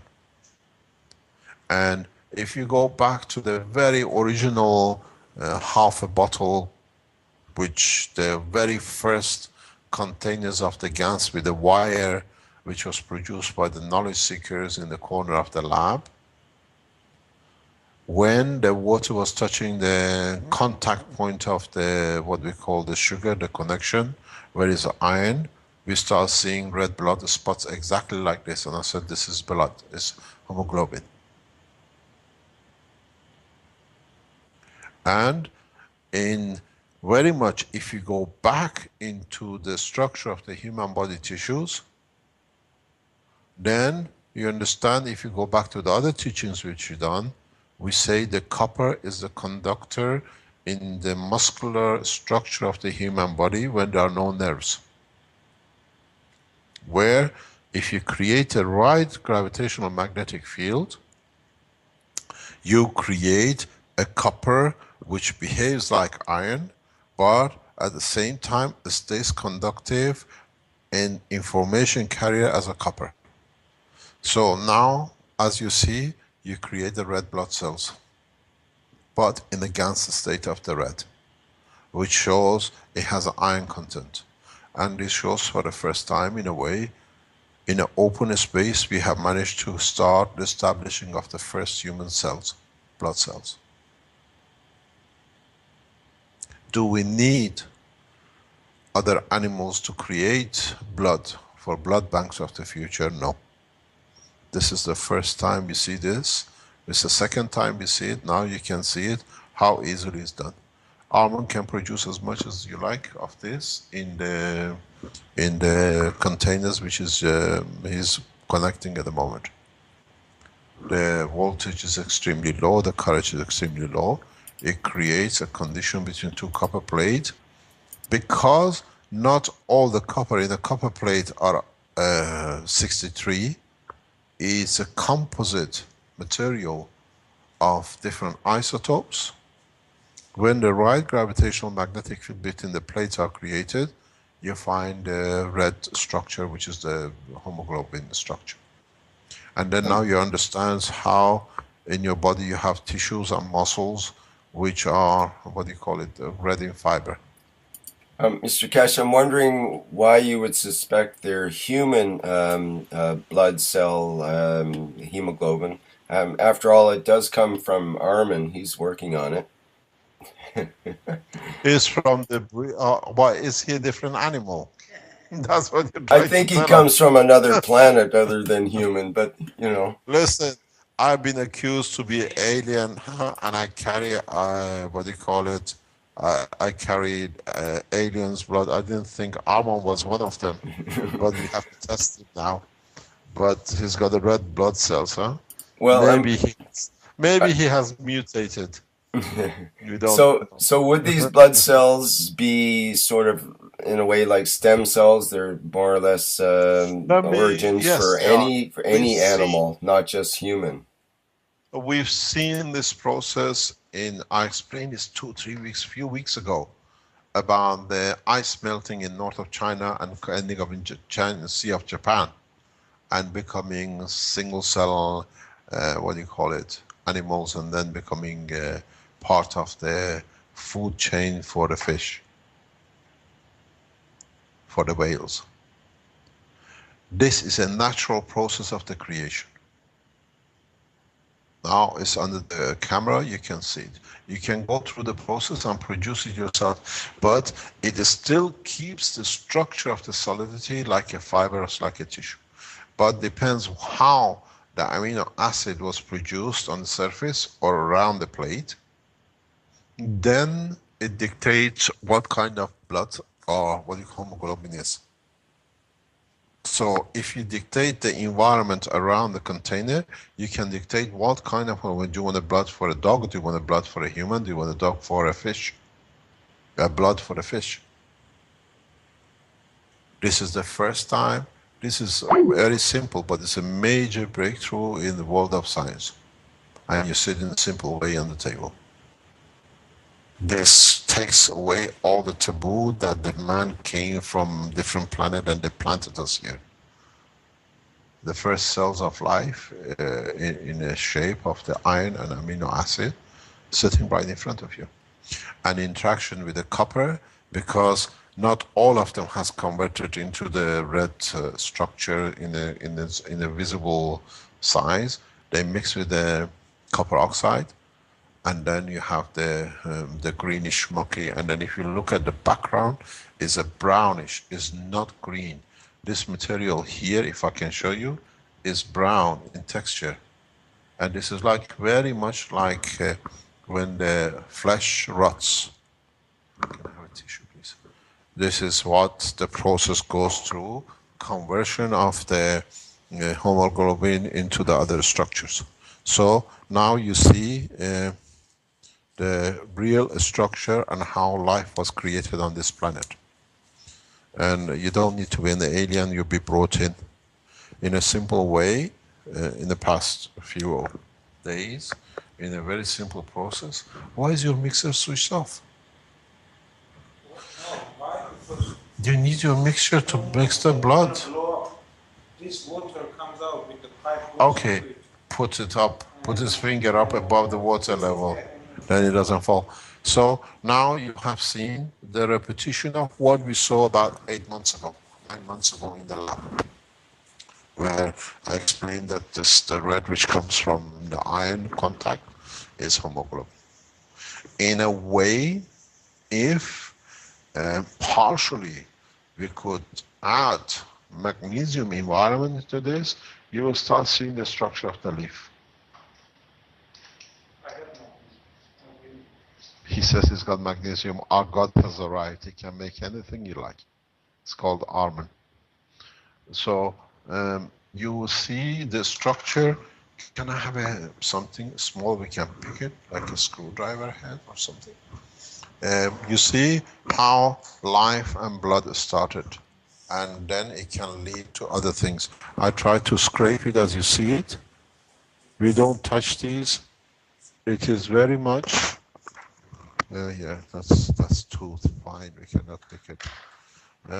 You can actually see the structure. If I can bring it closer, you can see the material is red on the tip.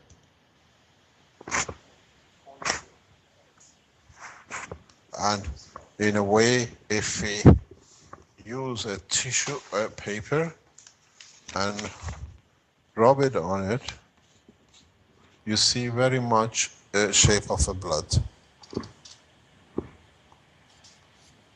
I don't know if you can see the. Can we take that box away, please? You see very much the structure of the blood in rats. So, in a simple way, we have shown man was never brought in, and a human blood belongs to this planet. Don't touch this, please. And in so many simple way, we can show. You can. I don't know if you can see it. Just on the side, when the water shakes up, it becomes exactly red like a blood. We saw this yesterday, and now you see it when you hang it and dry it, just blood gets mixed up in the water. So maybe today is what do you call it, one of the most important talks we have ever given on the health side. That in a simple way we show how the beginning of the creation of man and the blood has been done on this planet. And in a simple way, if we can understand the structure, how it's done, then we don't need to carry blood banks. This will be one of the processes that will in the university we'll start looking and we develop. And then we have pure blood without infection. But then it comes, what is the emotion which this blood will carry?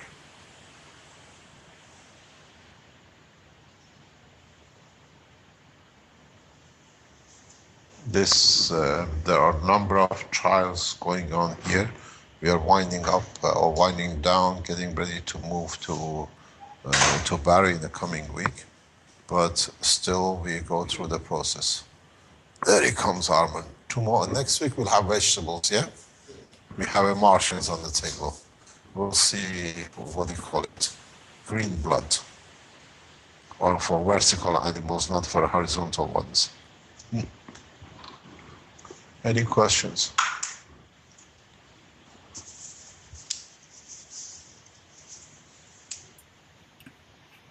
Yeah, no questions, we can go home.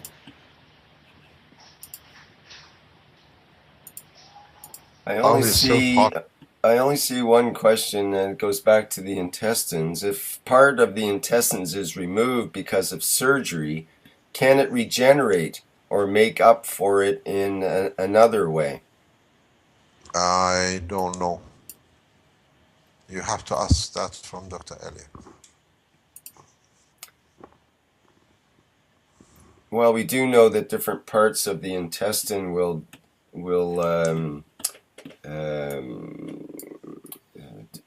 digest different materials. So if part of our intestine is removed, it makes sense that that section will not be able to digest properly. To somewhere else. You transfer the gravitational magnetic field to somewhere else to absorb what you need. Can we make up for it with materials like you have shown are being created in the future? So we won't need that part Want of the to find a intestine. replacement? Maybe this is a long term. Maybe once we bring the scientists from different disciplines, we can go into the growth of the muscles. This has a huge applications in what do you call it, handicaps, and the people who are in the wheelchair. In so many ways, does it show us, this is one of the gaps in the foundation health section, reproduction and bringing back the, what do you call it, inactive muscles back to activity. Would we be able, by using certain structures,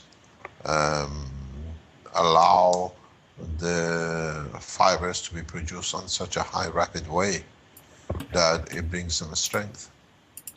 You showed or mentioned a toe regrowing in the past. Yeah, but now we have a very good interaction with a group of scientists who we can test this very quickly. This mixture in front of you opens up a huge possibilities, untold possibilities that it's the first time we have managed to produce solid state fiber as muscles in the same structure.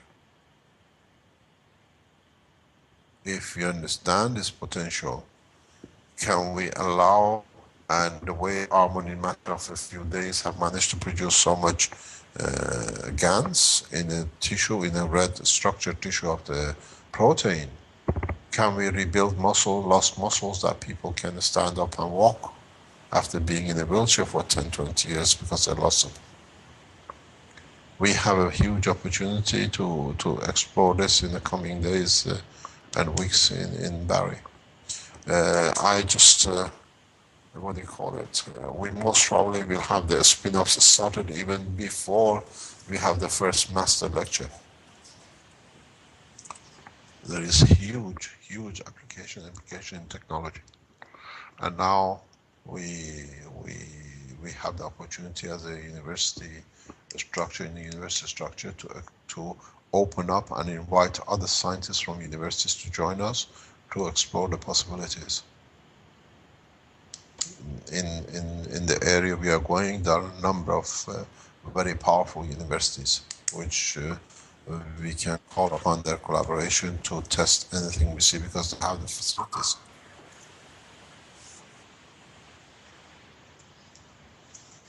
Okay, I think we only have just a few minutes left here. Would you like to elaborate on any other announcements or particular topics? Not really. We are in the process of our, what do you call it, development, and we'll see where our knowledge and our technology goes in the future and how we can. You can start applying for place for masters, I think on Monday, to join the master degrees as a university.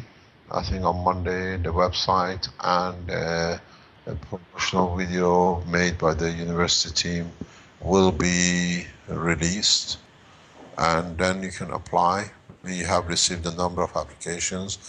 The structure is that we do not refuse anyone if we see fit to be able to be part of the structure of the learning process. Okay, thank you. But at the same time, we don't allow time wasters. Just coming to have a holiday and see if you can disturb.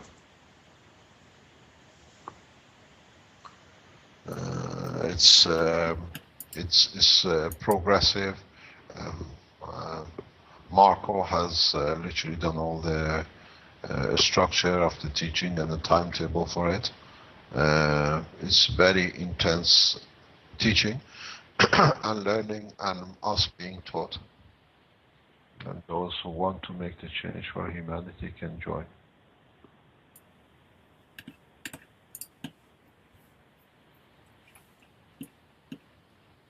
And we'll have an address for people to send to on Yep.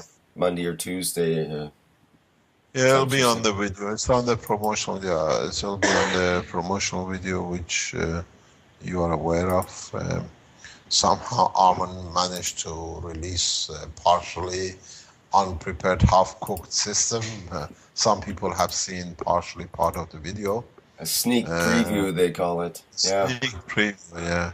That was a sneak preview of half preview. But everything will be put on as it is to go ahead to be done. So that might be a few more days before we get to the public gets to see that video. But before the 1st, I guess, or maybe on the 1st. Around the first is a Sunday, if I'm correct. Then most probably on Monday, Tuesday, when it'll be released. Okay. Oh yes, Marco trying to tell me to not to forget to say the pain pads, the pain aid pads have gone on sale on the Keshe Foundation website as of yesterday or the day before, and we've seen some interest on orders, and what you can go and if you are looking for it, waiting for it, you can go and see it if you want to order it. I think if you go on Keshe Foundation, one of the Italian guys who has used this technology past 3 weeks, which he had a lot of problem with walking and limping. He has changed a lot in his, him carrying and walking because of the pain. And he told me yesterday that he's going to put it on with his own recommendation because he's used it himself. That's they can do. So what we're going to do, we're going to go according to people's, not attestation, but their own report of what they see with the system. That's the pain pad. We have put it at €45 from the foundation. If there is any surplus compared to the other sites are made, it goes to the work of the foundation. So you make a donation with the system. We done the same with the CO2. I was told you can buy the CO2 should be different prices. We said we put the shipping, and whatever there is extra goes to the work of the foundation, because it belongs to the foundation. You make a donation towards plus the system and the transport. We are not going to change the prices just to be there. You know, it goes to the foundation and is part of the system we have put in.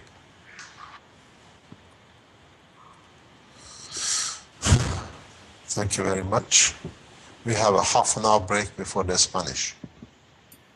Right. Thank you very much, Mr. Keshe. I think that wraps it up for today. Thank you very much, Dr. Elia, for your input and nice work.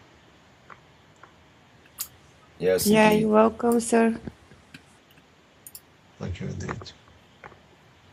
We'll see you in half an hour in the Spanish language. Okay. And thanks to everybody for helping out today. Can I mention one thing that Dr. Van Dorp in Australia and New Zealand has done a lot of the, the live streams as a text. If you want to translate any of them into any languages, you can go on the Keshe Foundation forum site and pick up the, his work. Transcription of all the live streams has been done by him on the knowledge seekers, and the medical and the children has been done by one of the Keshe Foundation supporters, Mr. Hoi from China. He's paid for it to be translated and all been done, and it'll be published in the coming weeks through, again, Dr. Van Dorp in South Pacific. Thank you very much indeed for your help, and we appreciate what you're doing. Okay, thank you, Mr. Keshe. and Elia, and this is the end of the 20th Keshe Health Teaching Workshop, and thank you everybody for attending.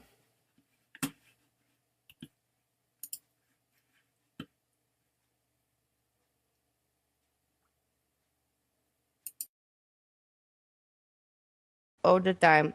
Actually, that nano-coated vibe all the time make a loop inside of our abdomen cavity from the beginning.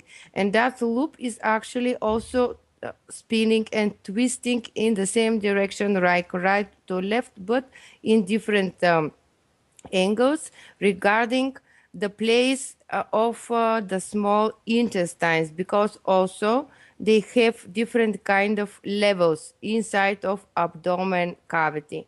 Actually, our small intestines, their longitudinous is more than 6-7 meters in the adult individual. So can you imagine how much loops they made inside of your abdomen cavity?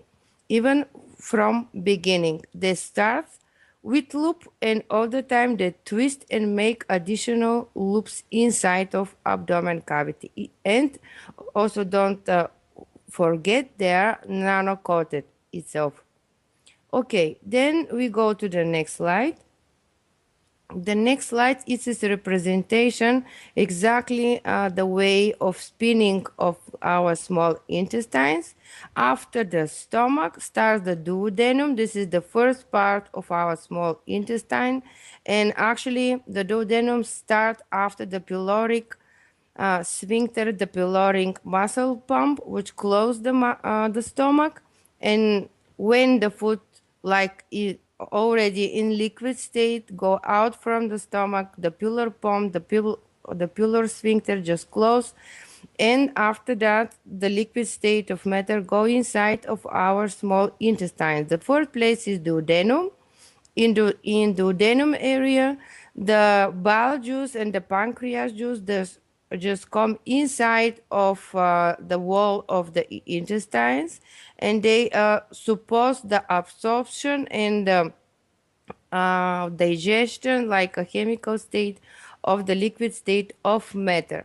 And how you see after the duodenum, the shape of our small intestines, they are so similar to the shape of snake from the beginning to the end. In anatomical language, we separate different level of the small intestines with different names because more or less they have different structure inside of epithelium. And this is not by consequence. Uh, you will see during the explanation of the workshop why we have different kind of epithelium, different kind of representation of that epithelium through the longitudinous of our small intestines. So beginning is our duodenum, then we have the part of ileum, and then ileum. After ileum starts the large intestines. And actually the shape of our intestines, they're like a snake itself, but also like a spiral. Okay, then we go to the next slide. The next slide is a representation more schematic, the way of how our small intestine just turning and make specific shape inside of our abdomen cavity.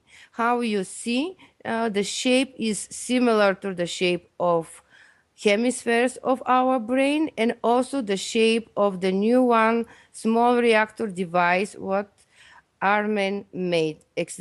Exactly, if you compare the left and right side of that slide, you see that the coil inside of the reactor of HARÁN is like our intestines, and the large intestine is the outer core of the HARÁN reactor. So if we take a large picture of all abdomen cavity with large and small intestines, they represent itself the conversion of the AC to DC and vice versa. Also, we have the same repetitive model inside of the wall of the small end of the large intestines, but inside of the shape of the abdomen, repetitive model of the reactor, new one of the armen, is its configuration of the small intestines, how they make a shape and loops like a snake and like a Excuse me, coil. Elia, Yes.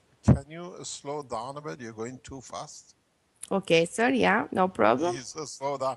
We can't catch up. Okay, no problem, sir. Okay, so exactly, I will repeat myself a little slowly. Inside of the abdomen area, repetitive model of the neuron reactor of Armen is the shape of the small intestines, and how you see around them goes the large intestines. So inside, this is the coil of the Armen neuron reactor, and outside, this is the large intestine. What is the cylinder of the Armen reactor? Actually, in the large point of view, this is the again repetitive model of the transformation of representation actually of movement of snake. But how you see, this is the long movement through the vector of longitudinous, the movement around the center like a spiral.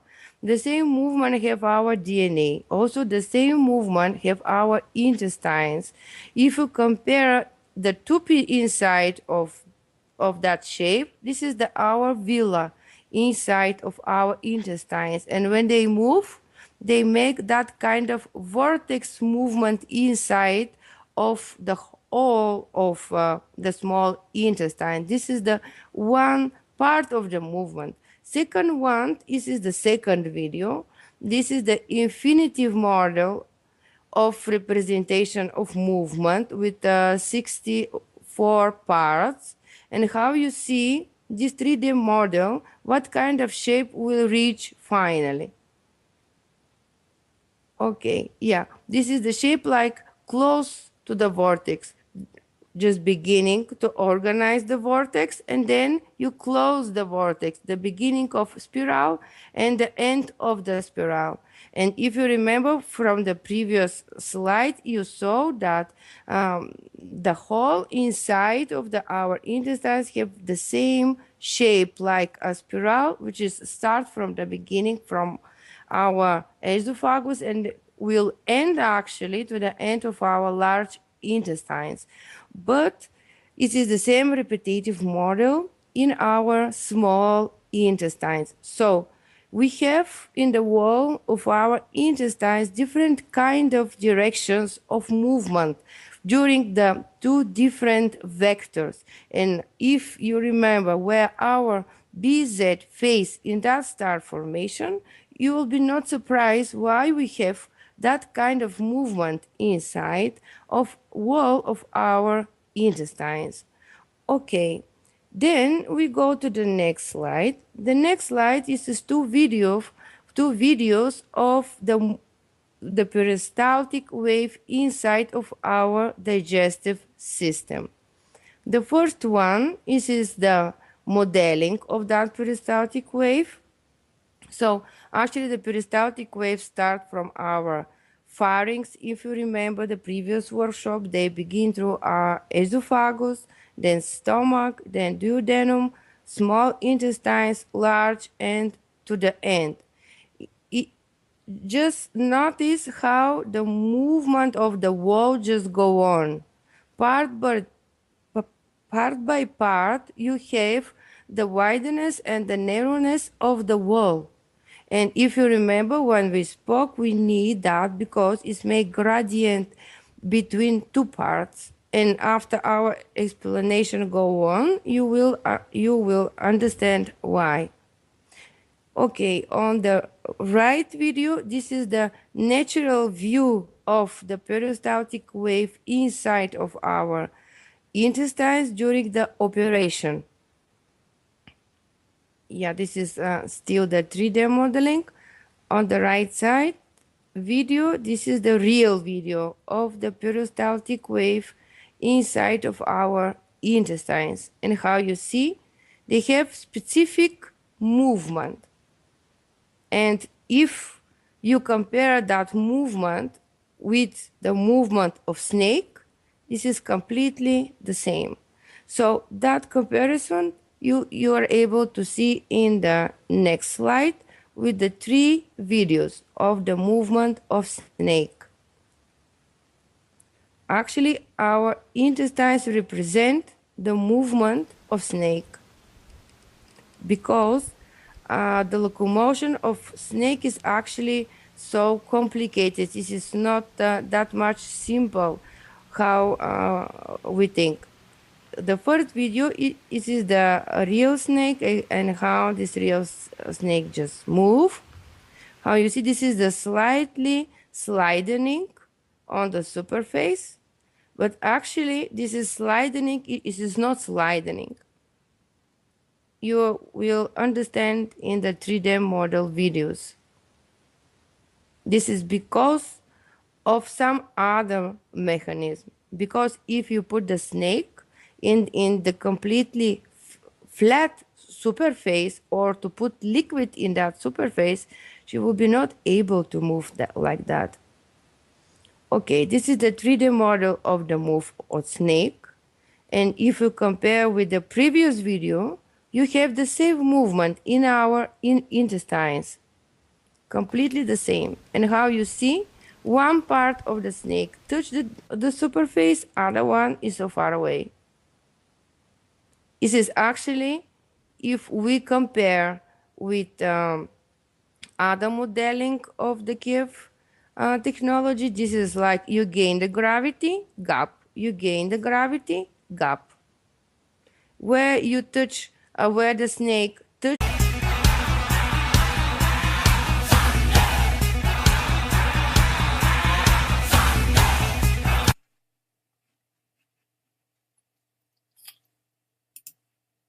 Okay, welcome everybody to the 20th Keshe Health Teaching Workshop. I'm your host, Rick Crammond, and today the subject material will be the small intestine, the way of AC to DC, and vice versa. And we'll have Dr. E.Kostova of the Spaceship Institute will be describing to us the anatomy of the small intestine.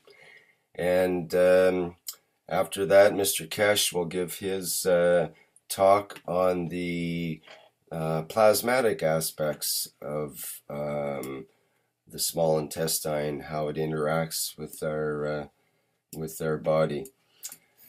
Okay, I think we'll just get right into the workshop here and allow Dr. Elia to describe to us some of the inner secrets of the small intestine. Are you there, Elia?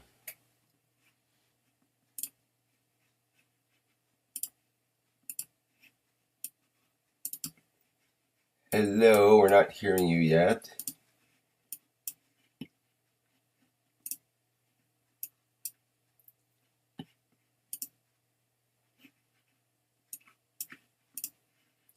Elia, is the microphone on there?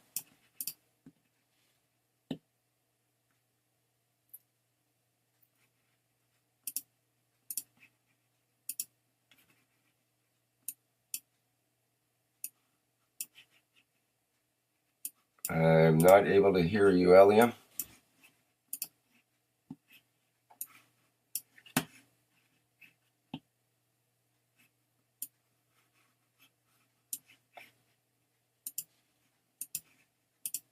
Hello, Elia. Let me see if...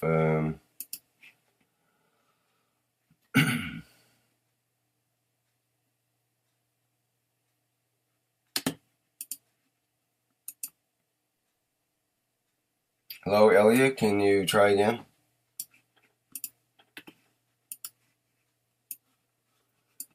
All right. Can someone else give me a sound check from these? I'm here. Okay, I don't see Elliot typing or anything, but she's still on the call, so I'm not sure which is happening there. Okay. I can hear you. Can you guys hear me? Yeah, thanks, Mike. That works. Okay, she's typing. Elia, you might need to drop out and come back in, please.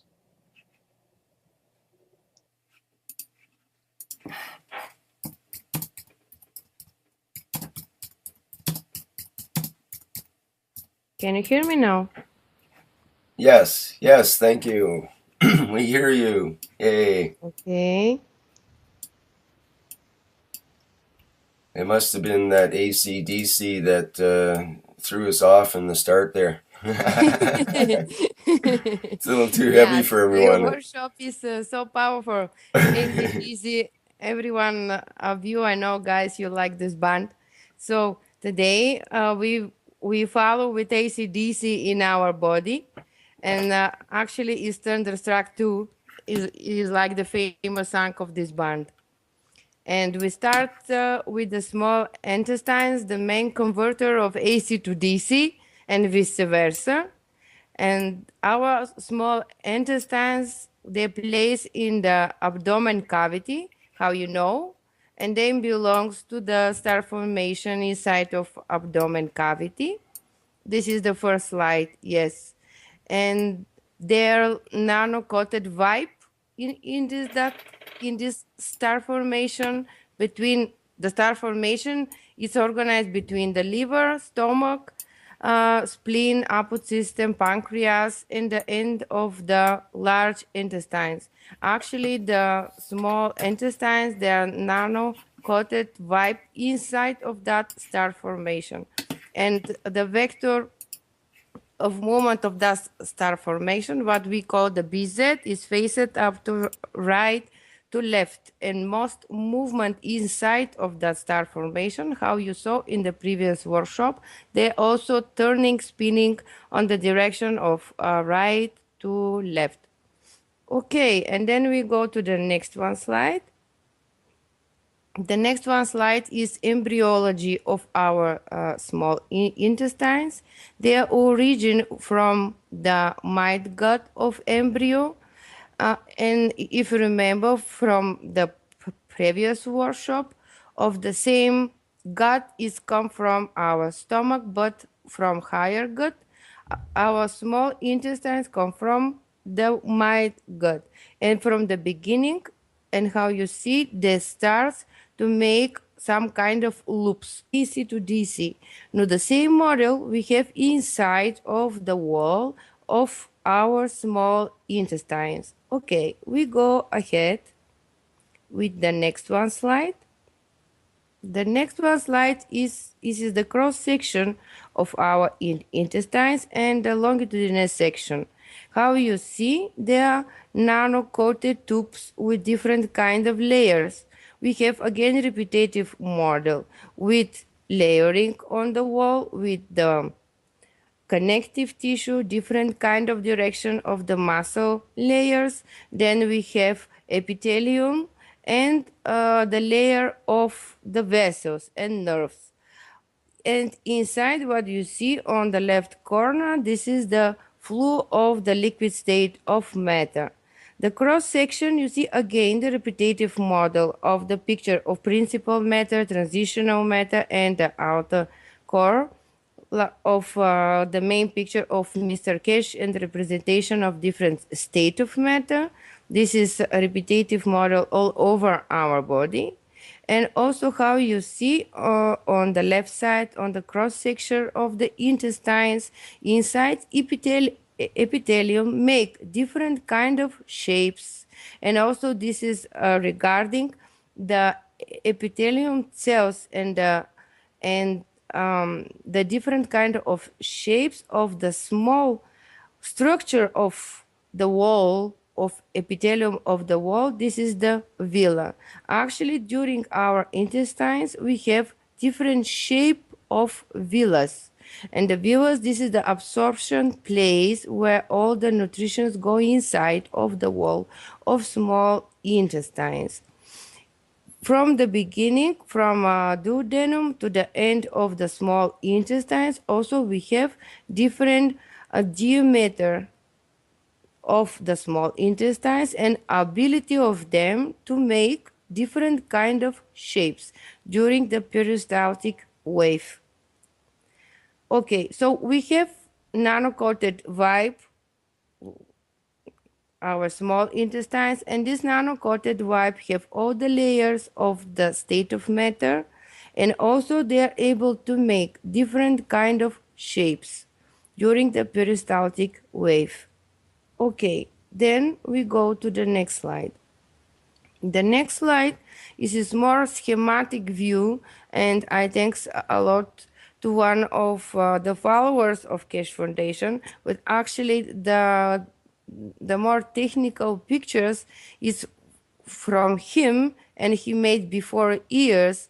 So I asked him to use because they're so good representation of the layering of the wall of intestines. How you see the first one comparison. This is the picture of the different layers inside of the wall, like a long section of the small intestines vibe.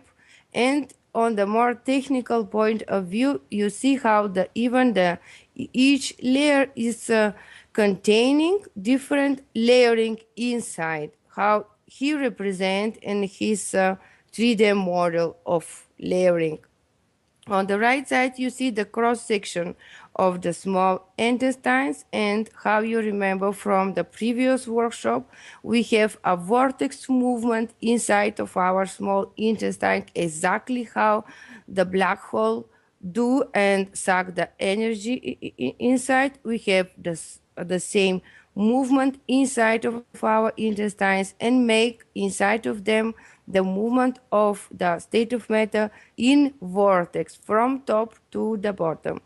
And actually, again, so good is the representation 3D model of the same author.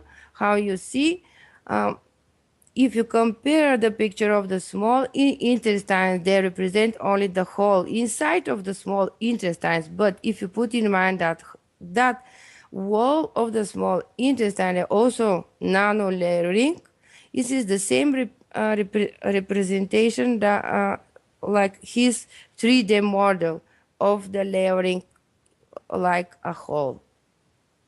I just make that comparison to be more easy for you, like technical minds, to understand how our body have the same structure of layering and to make a vortex, same repetitive model.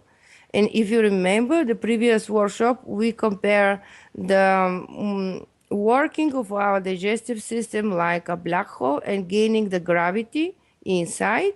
So today we'll be make slightly different analogy for our small intestines and different kind of movement inside of nature. Okay, then we go to the next slide. This is actually two videos. They are 3D models of different kind of movement of matter. The first one video is the superface. It is gaining the gravity. It is heavy place, so touching the superface.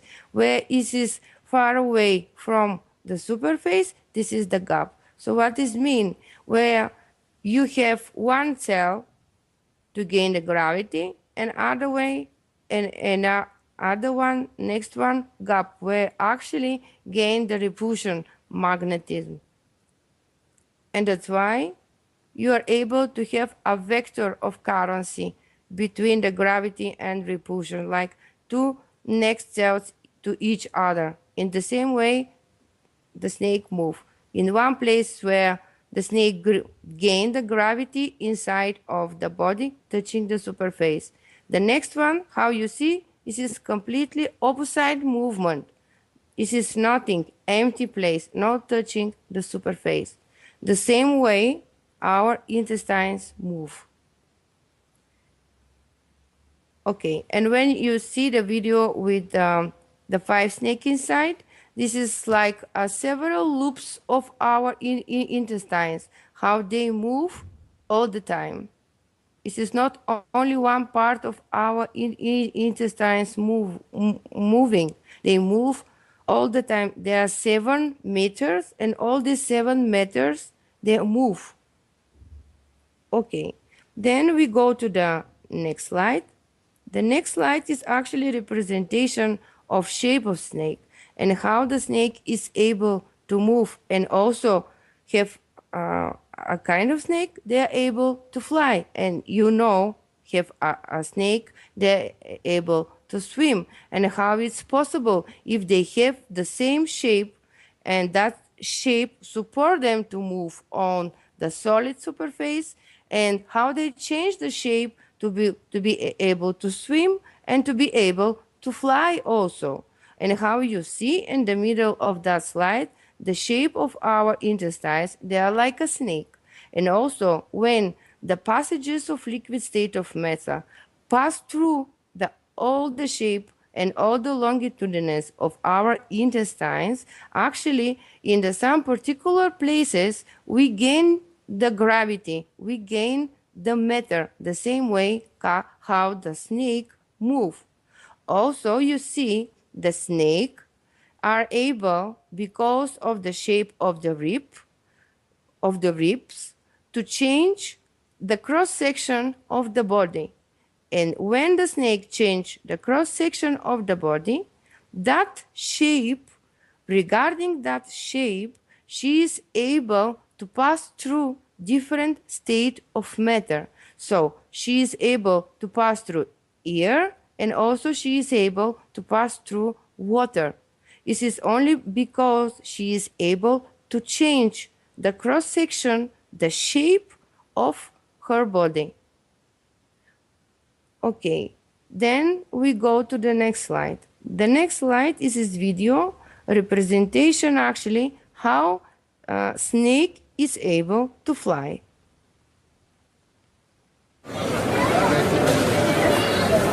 There are 5 species of snakes in the Malaysian jungles that are able to transform their skeletons to glide through the air. A study has revealed exactly how these gliding snakes contort their bodies to cover a great deal of ground.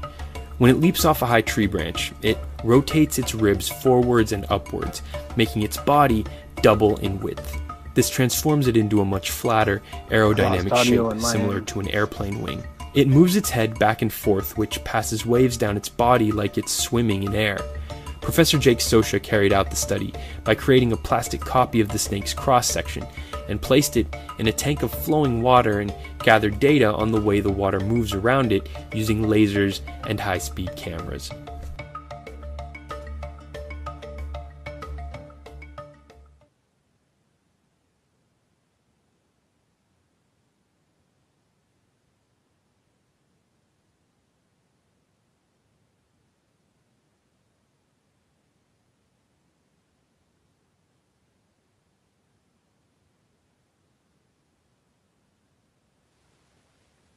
Okay, and how you see saw during that video, what they say that when the snake changes shape, and how you saw the previous slides, exactly the shape is of the star formation, when from the round shape become like a shape of star formation, and then the snake is able to move during the air because she changed the gravity in different place during her body, change the mass.